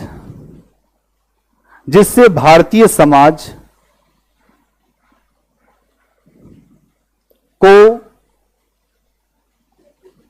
नीचा दिखाया जा सके, जिससे भारतीय समाज को नीचा दिखाया जा सके, नीचा दिखाया जा सके और अंग्रेजों की भारत में वैधता को, और अंग्रेजों की भारत में वैधता को, और अंग्रेजों की भारत में वैधता, वैलिडिटी, वैधता को सिद्ध किया जा सके, वैधता को सिद्ध किया जा सके। तो दो बातें निकल के सामने आई। एक बात तो यह निकल के सामने आई कि जो भारत की उच्च जातियां हैं उनके साथ अपने संबंध को बनाओ और संबंध बनाकर अपनी वैधता स्थापित करो। वैधता नहीं तो शासन नहीं, वैधता नहीं तो अमेरिका में प्रतिनिधित्व नहीं तो टैक्स नहीं। इसीलिए अमेरिका की क्रांति हुई। जब मुगल अकबर को वैधता चाहिए थी तो अकबर ने राजपूतों को अपना मित्र और सहयोगी बना लिया, और राजपूत भारत के वैध शासक थे। क्या बात समझ में आ रही है? और अगर वैध व्यक्ति को साथ जोड़ लें तो आपके शासन को वैधता मिल जाएगी।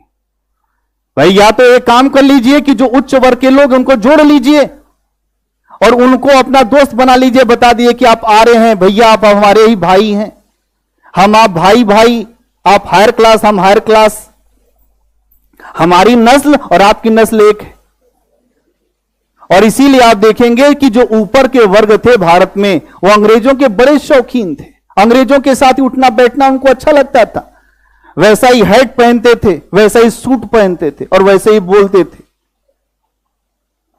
यह है मानसिकता से अंग्रेजीपन को हावी कराना। भारत देश भावनाओं से भरा हुआ है, भावनाओं से खेलने का काम हुआ। तो साम्राज्यवादी इतिहास लेखन में दो बातें आपको समझनी है कि पहला, वैधता। अंग्रेज आए हैं, अंग्रेजों को वैधता नहीं मिली। अगर वैधता मिलती तो 1757 और 1764 के बाद अंग्रेज गद्दी पर बैठ जाते, लेकिन अंग्रेज गद्दी पर नहीं बैठते। बंगाल का नवाब ही गद्दी पर बैठता है, वो पीछे से शासन करते हैं। द्वैध शासन चलता है 1765 से 1772, और उस समय अंग्रेज इतिहासकार कहते हैं दुनिया का सबसे खराब शासन भारत में हुआ, बंगाल के अंदर। सारा खेल इस वैधता शब्द से है भैया। अगर वैधता समझ जाओगे तो इतिहास को समझोगे। अंग्रेज आए तो वैधता, जब जो तुर्की आक्रमण हुआ तो वैधता, वैधता चाहिए। जब दिल्ली सल्तनत की स्थापना हुई तब भी वैधता। 750 से लेकर 1206 तक का काल जो है, अगर आप देखोगे तो ये जो समय है भारत में, इसको कहते हैं पूर्व मध्यकाल। क्या कहते हैं? इसी काल के लिए अनेक अनेक शब्द हैं। सामंतवाद, इसी के लिए एक शब्द और है, राजपूत काल।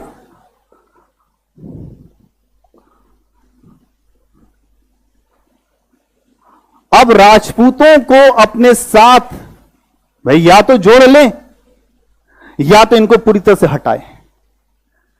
इसीलिए 1206 में अगर आप देखते हैं तो यहां पर एक नई व्यवस्था, दिल्ली सल्तनत।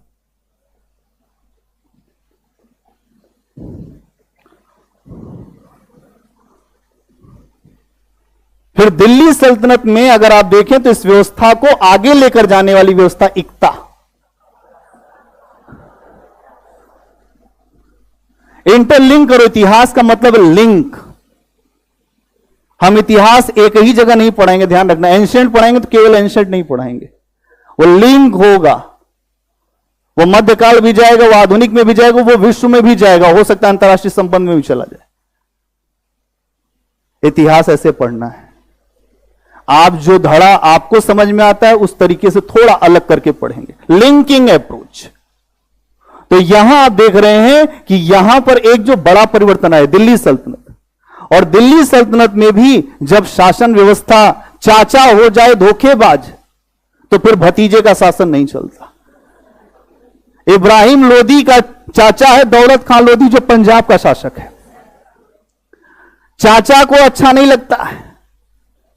चाचा ने कहा भतीजा बात नहीं सुनता, आजकल रोज करता हूं फोन, उठाता नहीं। उसने फोन कर दिया बाबर को, फोन नहीं किया होगा, मैसेज किया होगा।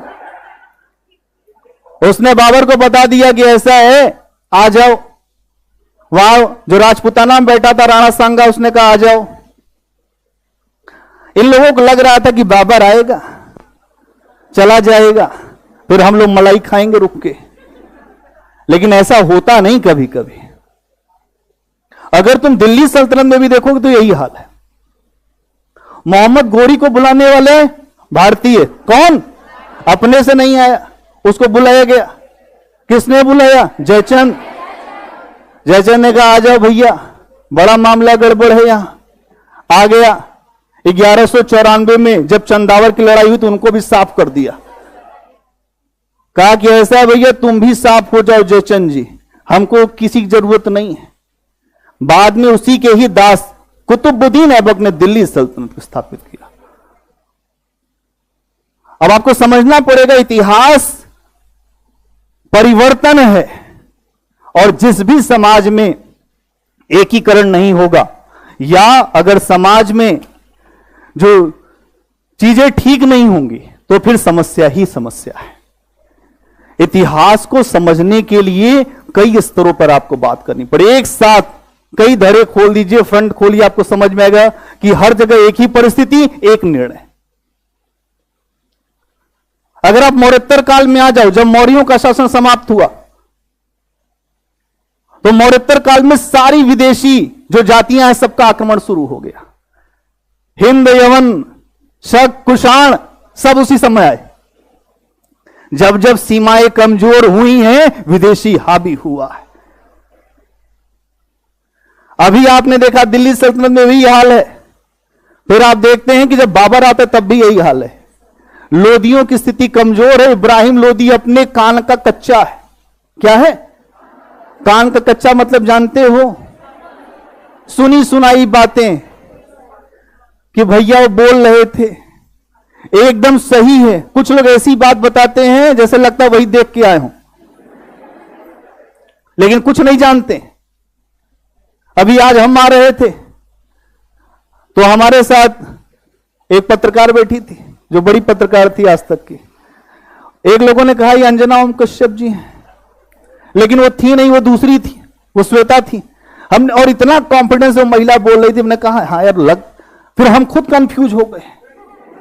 हम कहे हो सकता है सही बोल रहे, यहीं की महिला है और वो भी यहीं की है।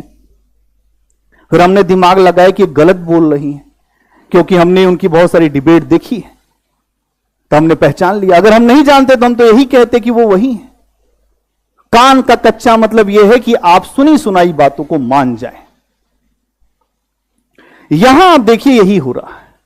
मौर्योत्तर काल में ऐसा हुआ, फिर आगे आप चल के देखें कि गुप्तोत्तर काल में भी यही समस्या, और धीरे धीरे हर्षवर्धन के बाद भी फिर से आप देखते हैं यह समस्या।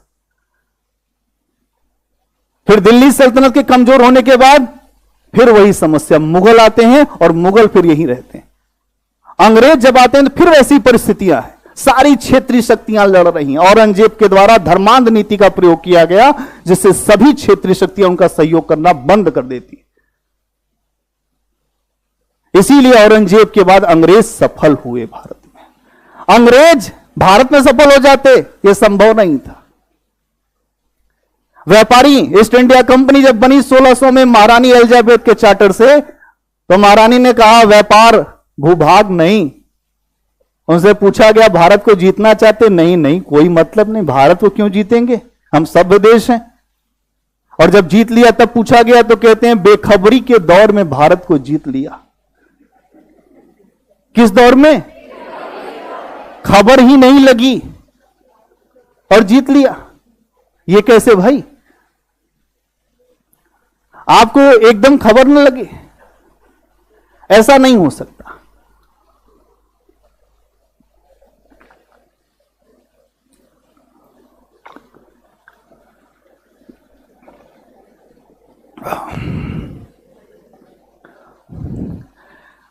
इतिहास में कुछ समझ में आया तुम लोगों को कि हम बोलते ही जा रहे हैं?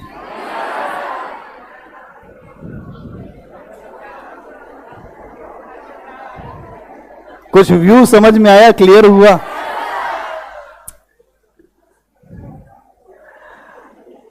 देखो, जो शिक्षक होता है उसकी एक ही इच्छा होती है कि आपको समझाना।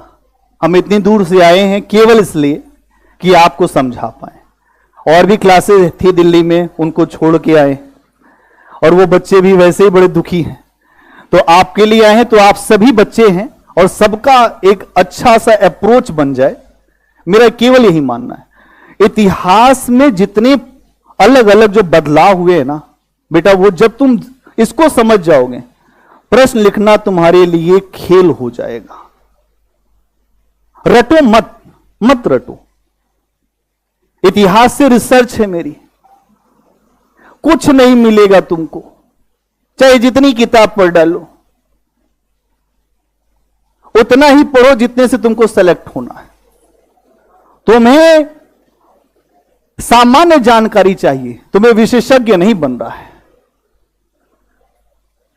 और इसके लिए ये अप्रोच जो अभी हमने बताया वैधता का, क्या लिखा था इसमें? अगला पॉइंट बनाओ थोड़ा, अभी टाइम है ना? हाँ, अगला पॉइंट बनाओ। अगला पॉइंट बनाओ।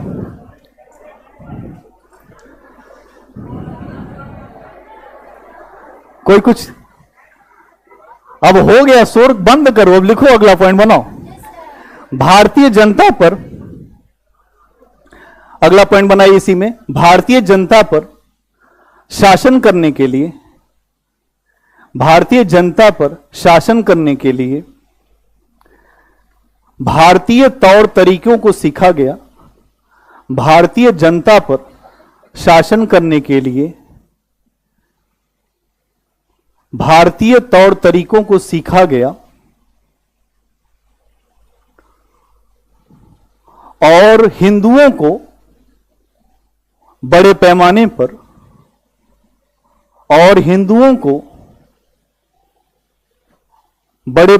पर शासन व्यवस्था में शामिल किया गया। हिंदुओं को बड़े पैमाने पर शासन व्यवस्था में शामिल किया गया। शासन व्यवस्था में शामिल किया गया। इसका मतलब क्या है भाई? अगर आपके ऊपर शासन करना है, आपके तौर तरीके सीखना पड़ेगा। क्या करना पड़ेगा? आपके तौर तरीके। इसीलिए जब अंग्रेज आए तो भारतीय इतिहास और यहां की धर्म पुस्तकों, यहां के बारे में जो यहां के अच्छे अच्छे जो भी ग्रंथ थे, उनका अंग्रेजी में ट्रांसलेशन कराया गया। चाहे अभिज्ञान जो शाकुंतलम हो, चाहे आप ये देखते बहुत सारी रचनाएं, चाहे भगवत गीता रही हो, बहुत सारी रचनाओं का अनुवाद हुआ और आपके तौर तरीकों को सीखा गया और उच्च वर्ग के हिंदुओं को साथ में जोड़ लिया गया और उनकी वैधता से भारत के ऊपर शासन पर आरोपित हो गए अंग्रेज। और बाद में जब देखा कि हिंदू मुसलमानों के बीच में एकता हो रही है तो मुसलमानों को अलग करना शुरू कर दिया। अभी समझाऊंगा बाद में। इस बात को समझना कि ऐसे, क्योंकि वैधता हासिल करने के लिए पहले यहां के तौर तरीके को सीखना पड़ेगा और तौर तरीके को सीखने के बाद ही वैधता मिलेगी, उसके बाद शासन करने का अधिकार मिलेगा। अगला पॉइंट बनाओ। विलियम जोन्स के द्वारा, अगला पॉइंट बना के, विलियम जोन्स के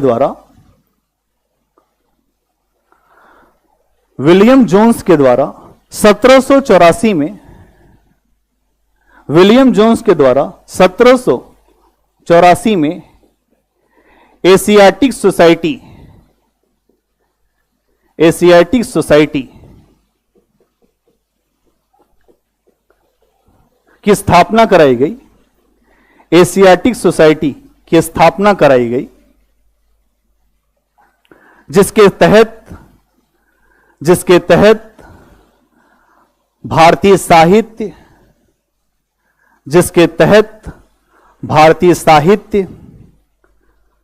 धार्मिक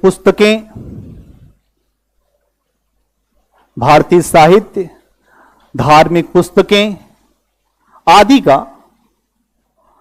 अंग्रेजी में अनुवाद कराया गया।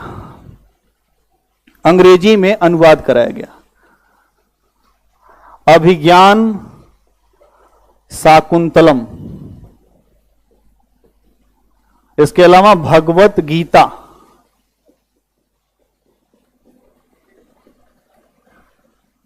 बहुत सारी पुस्तकें हैं, केवल 2 पुस्तकों का नाम लिख लो। अभिज्ञान शाकुंतलम कहते हैं कि भारत के जो शेक्सपियर हैं कालिदास, अंग्रेजों को देखिए, आप समझिए कि भारत के शेक्सपियर हैं कालिदास। अरे शेक्सपियर जो है, इनके पैर की धूल भी नहीं है। अब मैं आपको इस बात को समझाता हूं कैसे ऐसा है। कालिदास की जब आप रचनाओं को पढ़ोगे ना, मेघदूतम, ऋतु संहारम, रघुवंशम, विक्रम शौर्यम, तमाम ऐसी रचनाएं हैं, जब आप पढ़ने लगेंगे ना तो आपको समझ में आएगा विलियम शेक्सपियर कहीं नहीं ठहरता। उसकी रचना है हैमिल्टन, ओथेलो। यहां मेघदूतम, मेघ के माध्यम से अपनी प्रेमिका को अपनी बात पहुंचा दिया। क्या कल्पना है कवि की भाई, ऐसी कल्पना तो बहुत ही दुर्लभ है। कालिदास की जो पत्नी है वही उनकी गुरु भी है। कालिदास बड़े मूर्ख व्यक्ति थे, बड़ी कहानी सुनी होगी तुमने कालिदास की। बड़े मूर्ख व्यक्ति थे, कुछ पता नहीं था। उनकी पत्नी उनसे बड़ी इरिटेट होती थी, हमेशा उनको कुछ न कुछ बोलती रहती थी। वो जंगल में चले गए तो वहीं बैठ गए, कहे अब मैं घर नहीं जाऊंगा। तो एक मंदिर था काली जी का, वहीं गिर गए, अपने आप उनकी जीभ कट गई। तो लोग बोलते हैं आशीर्वाद मिल गया काली जी का। लेकिन यहां पे यह समझना पड़ेगा कि उस आशीर्वाद के बाद कालिदास जी के द्वारा जो कुछ भी लिखा गया है अद्भुत। चंद्रगुप्त द्वितीय विक्रमादित्य के दरबार में है, जो गुप्तों के समय में। नवरत्न अगर आप देखें कि ये हमेशा जो महान लोग रहे हैं उनके द्वारा कुछ अद्भुत रचनाएं की गई हैं। कालिदास वैसे ही हैं। पूरा यूरोप का साहित्य एक तरफ रख दो और एक तरफ तुम कालिदास को बिठा दो, भारी पड़ जाएंगे कालिदास। अकेले इतनी क्षमता है कालिदास में। पूरा यूरोप का साहित्य, मैं ऐसे नहीं बता रहा हूं, मैंने अध्ययन किया है। अध्ययन करने के बाद यह समझ में आया कि कालिदास में दम है उस व्यक्ति में, अपनी क्षमता पे बात करते हैं। ठीक है, अगला पॉइंट बनाइए। इसके अलावा अगला पॉइंट इसी के बाद, इसके अलावा ईसाई मिशनरियों के द्वारा, ईसाई मिशनरी, इसके अलावा ईसाई मिशनरियों के द्वारा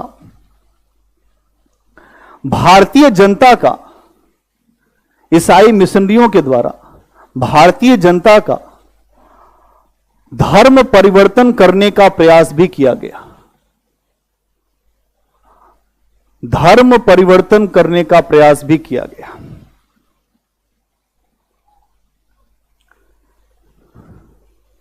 तो धर्म परिवर्तन का मतलब क्या है बच्चा?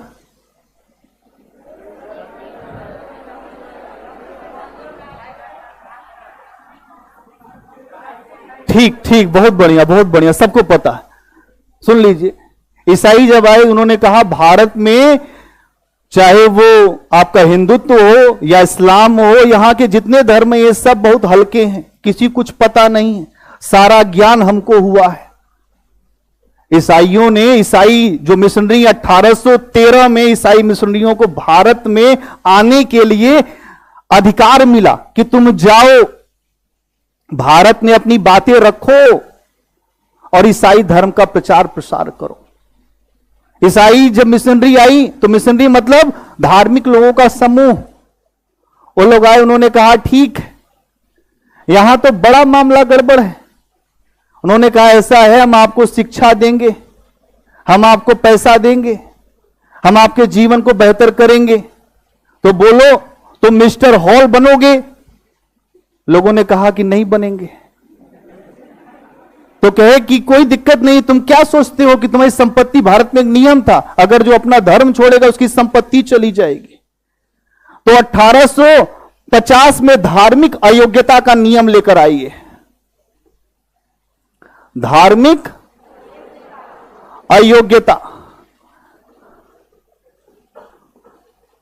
इसमें यह कहा गया कि अगर कोई व्यक्ति जिसका नाम मुकेश हो सकता है या जो भी हो सकता है, अगर वो अपना धर्म छोड़कर ईसाई धर्म को स्वीकार करता है तो उसके पैतृक संपत्ति के अधिकार नहीं छीने जाएंगे। मतलब वो अपने संपत्ति के अधिकार के साथ मिस्टर हॉल बन सकता है। यह खतरा पैदा कर दिया गया। अगर आप देखेंगे आदिवासी समाज में, जनजातियों में ईसाईयत जो फैली है वो इसी के वजह से, लालच। और भारत में जो व्यवस्था है, वर्ण व्यवस्था, उसके तहत उपजी हुई गरीबी, अभाव, धर्म, इसीलिए मार्क्स कहता है धर्म अफीम है। मार्क्स कहते हैं धर्म क्या है? अफीम खाने के बाद जैसे व्यक्ति मदहोश हो जाता है वैसे ही धर्म भी है। धर्म का मामला बड़ा खतरनाक है।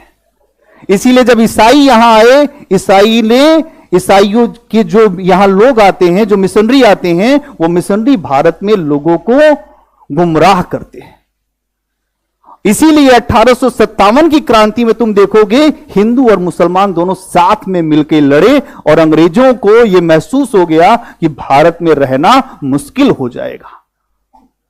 और 1857 के बाद फूट डालो राज करो की नीति चलने लगे। यह समझना पड़ेगा। और ईसाई धर्म, ईसाई मिशनरी को आगे बढ़ाने के लिए हर प्रयास हुए। आज भी दुनिया में सारे काम चलते रहते हैं, अभी कुछ बंद नहीं हुआ है, अभी कुछ बंद नहीं हुआ है, सब जगह चलता रहता ही है। तो यह आपको समझना पड़ेगा कि मानसिकता से खेलना, दूसरे के धर्म की निंदा, अशोक कहता है अपने धर्म की प्रशंसा और दूसरे के धर्म की निंदा, व्यक्ति अपने आप को छोटा करता है। अपने अभिलेख में अशोक कहता है इस बात को। अशोक महान इसलिए नहीं है महान, कुछ महानता है भी। जो सबको साथ लेकर चलने की बात करेगा वही व्यक्ति महान है, जो तोड़कर चलने की बात करेगा वो व्यक्ति महान नहीं हो सकता। साथ लेकर चलिए, छोड़कर नहीं, सब आपके। हम कहते हैं आत्मीय संबंध। आत्मीय संबंध का मतलब क्या होता है? आत्मीय संबंध, हम सबके भीतर एक आत्मा है, इसीलिए हम लोग कहते हैं आत्मीय संबंध है, आत्मीयता है। हर व्यक्ति के साथ अपना हमारा अच्छा जुड़ाव है, हम सब एक हैं। इसी बात को जो विवेकानंद जी ने जाके अमेरिका में समझाया था, जो शिकागो में जब वो बोलने लगे 1897,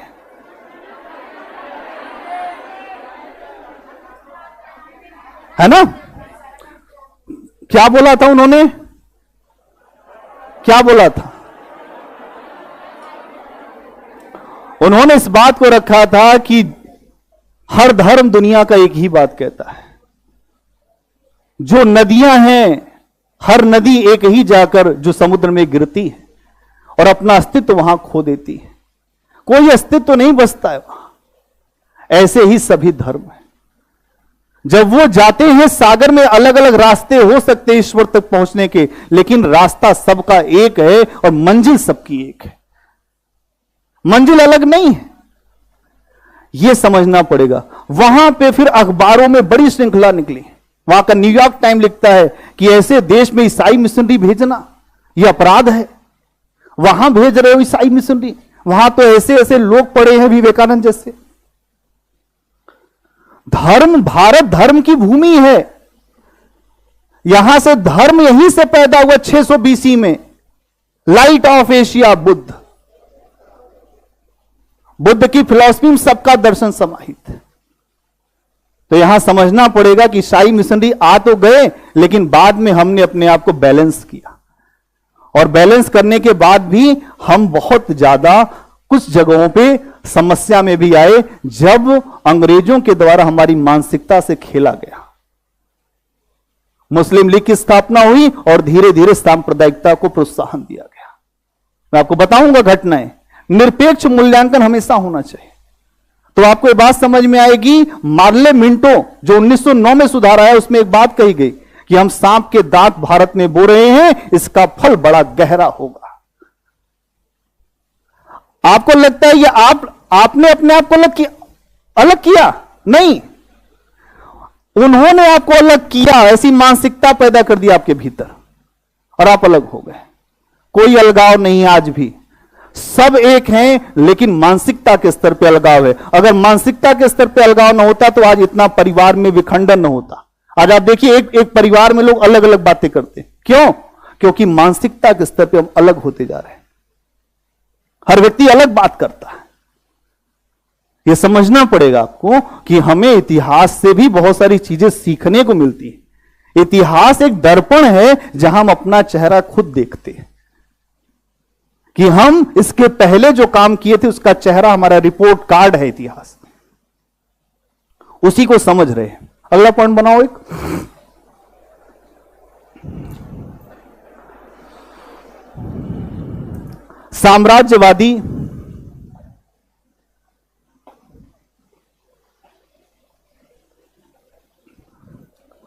साम्राज्यवादी इतिहासकारों के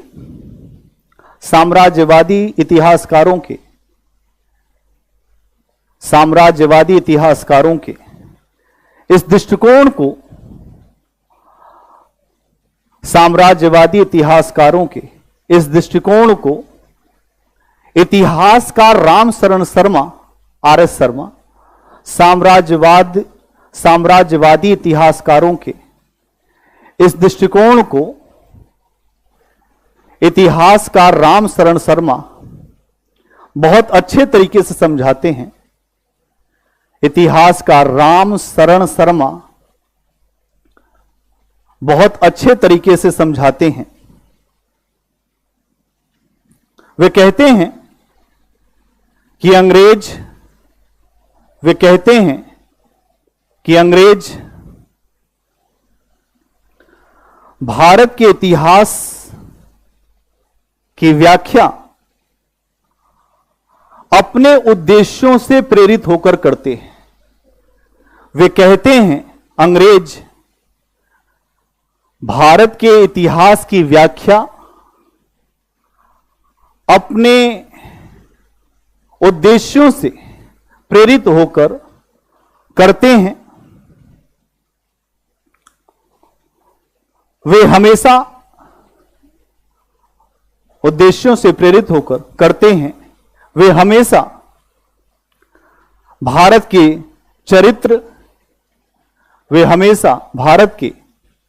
चरित्र, उसकी उपलब्धियों को नीचा करके दिखाना चाहते हैं। उसके चरित्र और उपलब्धियों को नीचा करके दिखाना चाहते थे। लेकिन यह निष्कर्ष मिथ्या और भ्रामक है। लेकिन यह निष्कर्ष मिथ्या मतलब झूठा और भ्रामक है। लेकिन यह निष्कर्ष मिथ्या और भ्रामक है। ये निष्कर्ष आपने दिया कि मिथ्या है, झूठा लिख दो कि मिथ्या है और भ्रामक है। क्या इतिहास आप बता रहे हो? आपके सामने मैंने बीच बीच में इसीलिए कुछ घटनाएं रखी हैं जिससे आप समझे भारत का इतिहास क्या है। अंग्रेज कहते हैं कि भारतीय के जो लोग हैं ये हमेशा दूसरे के ही शासन में रहे हैं, यहां हमेशा ऐसे ही शासक रहे जो इनका शोषण करते रहे हैं, यहां के ऐसे शासक रहे जो अपनी जनता को बहुत मारते पीटते थे। अरे भाई, तुमने कहां से पढ़ लिया ये? कौन पढ़ा दिया तुमको?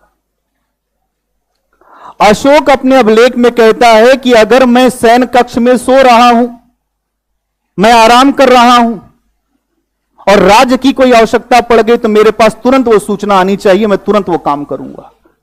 इसीलिए उसको कहते हैं अपनी जनता का वत्सल, जो प्रजा वत्सल है वो निरंकुश होते हुए कल्याणकारी है। अकबर के अंदर भी यही बात है। इसलिए प्रश्न आता है, अकबर और अशोक में समानता क्या? दोनों महान है अलग अलग काल में, और दोनों के अंदर एक ही व्यक्ति दिखता है, लगता है एक ही साउल है, एक ही तरह की सोच है। दोनों कहते हैं धर्म की आडंबरपूर्ण यात्राएं बंद होनी चाहिए। आप इस बात को समझिए। अशोक कहता है कि जैसे मैं अपने बच्चों के लिए चिंतित होता हूं, वैसे मैं अपनी जनता के लिए चिंतित होता हूं। मेरी जनता मेरी संतान के समान, अभिलेख कहते, मैं नहीं कह रहा हूं, मेरी जनता मेरी संतान है। एक निरंकुश शासक ये बात बोल रहा है जहां उसके ऊपर कोई अंकुश नहीं है, बहुत बड़ी बात है। आज तो जनता का अधिकार है, जनता का शासन है, तो नेता ये बात मानते नहीं। उस समय किसी का उसके ऊपर अधिकार नहीं था, लेकिन वो कहता है कि मैं आपका सेवक हूं। यह है प्रजावत्सल। इसीलिए आप जब महात्मा गांधी की फिलॉसफी देखोगे तो राम राज्य की फिलॉसफी देते हैं। अब ऐसा कोई राम राज्य नहीं जो किसी एक राम है अयोध्या के राजा, वो राम नहीं, राम जो सबके हैं। राम राज्य में जहां पर हर व्यक्ति के लिए समानता है, हर धर्म के लिए समानता है, हर व्यक्ति के अधिकार हैं सुरक्षित। राम राज महात्मा गांधी के पे जब हम आएंगे तो आपको बताएंगे राम राज्य क्या है। वो कहते हैं कि राम राज बैठे त्रिलोका, हर्षित भय गए सब शोका, सबके शोक मिट गए। दैहिक दैविक भौतिक तापा, राम राज नहीं काहू व्यापा। दैहिक दैविक और भौतिक तीन ताप हमारे जीवन में होते हैं। या तो शरीर का ताप होगा, कोई हमको बीमारी हो जाए, कोई बहुत बड़े आप अधिकारी हो जाए, अगर एक बीमारी हो जाए तो हमारा जीवन खत्म हो जाएगा। दैहिक ताप, भौतिक ताप मतलब एक दूसरे से संघर्ष हो जाए। दैहिक दैविक भौतिक एक ताप है, और क्या है दैविक, कोई आपदा आ जाए अचानक। कोई अभी आई थी आपदा जो कोरोना महामारी, उस महामारी में पता नहीं कितने लोग निकल लिए, कुछ पता नहीं चला। अपने स्वजनों को लोग नहीं देख पाए। लोग कहते हैं हमारा प्रेम है किसी से। ये जब तक आप जीवित हैं तब तक प्रेम है, नहीं तो कोई प्रेम नहीं। हम दिल्ली में ही थे उस समय, इतनी खतरनाक महामारी आंखों से देखा तो ये लगता है कि इतिहास अपने आप को ऐसा हमने इतिहास में पढ़ा था कि इतनी बड़ी बड़ी महामारियां आती थी कि लाखों लोग मर जाते थे, करोड़ों लोग मर जाते थे। 1943 में बंगाल में आई, उस समय बहुत सारे लोग मर गए। आपने अभी देख लिया इतनी बड़ी महामारी। तो आपको समझना पड़ेगा कि किस तरीके से हम आगे बढ़ रहे हैं। आज के लिए यहीं रुक जाओ, कल मिलते हैं।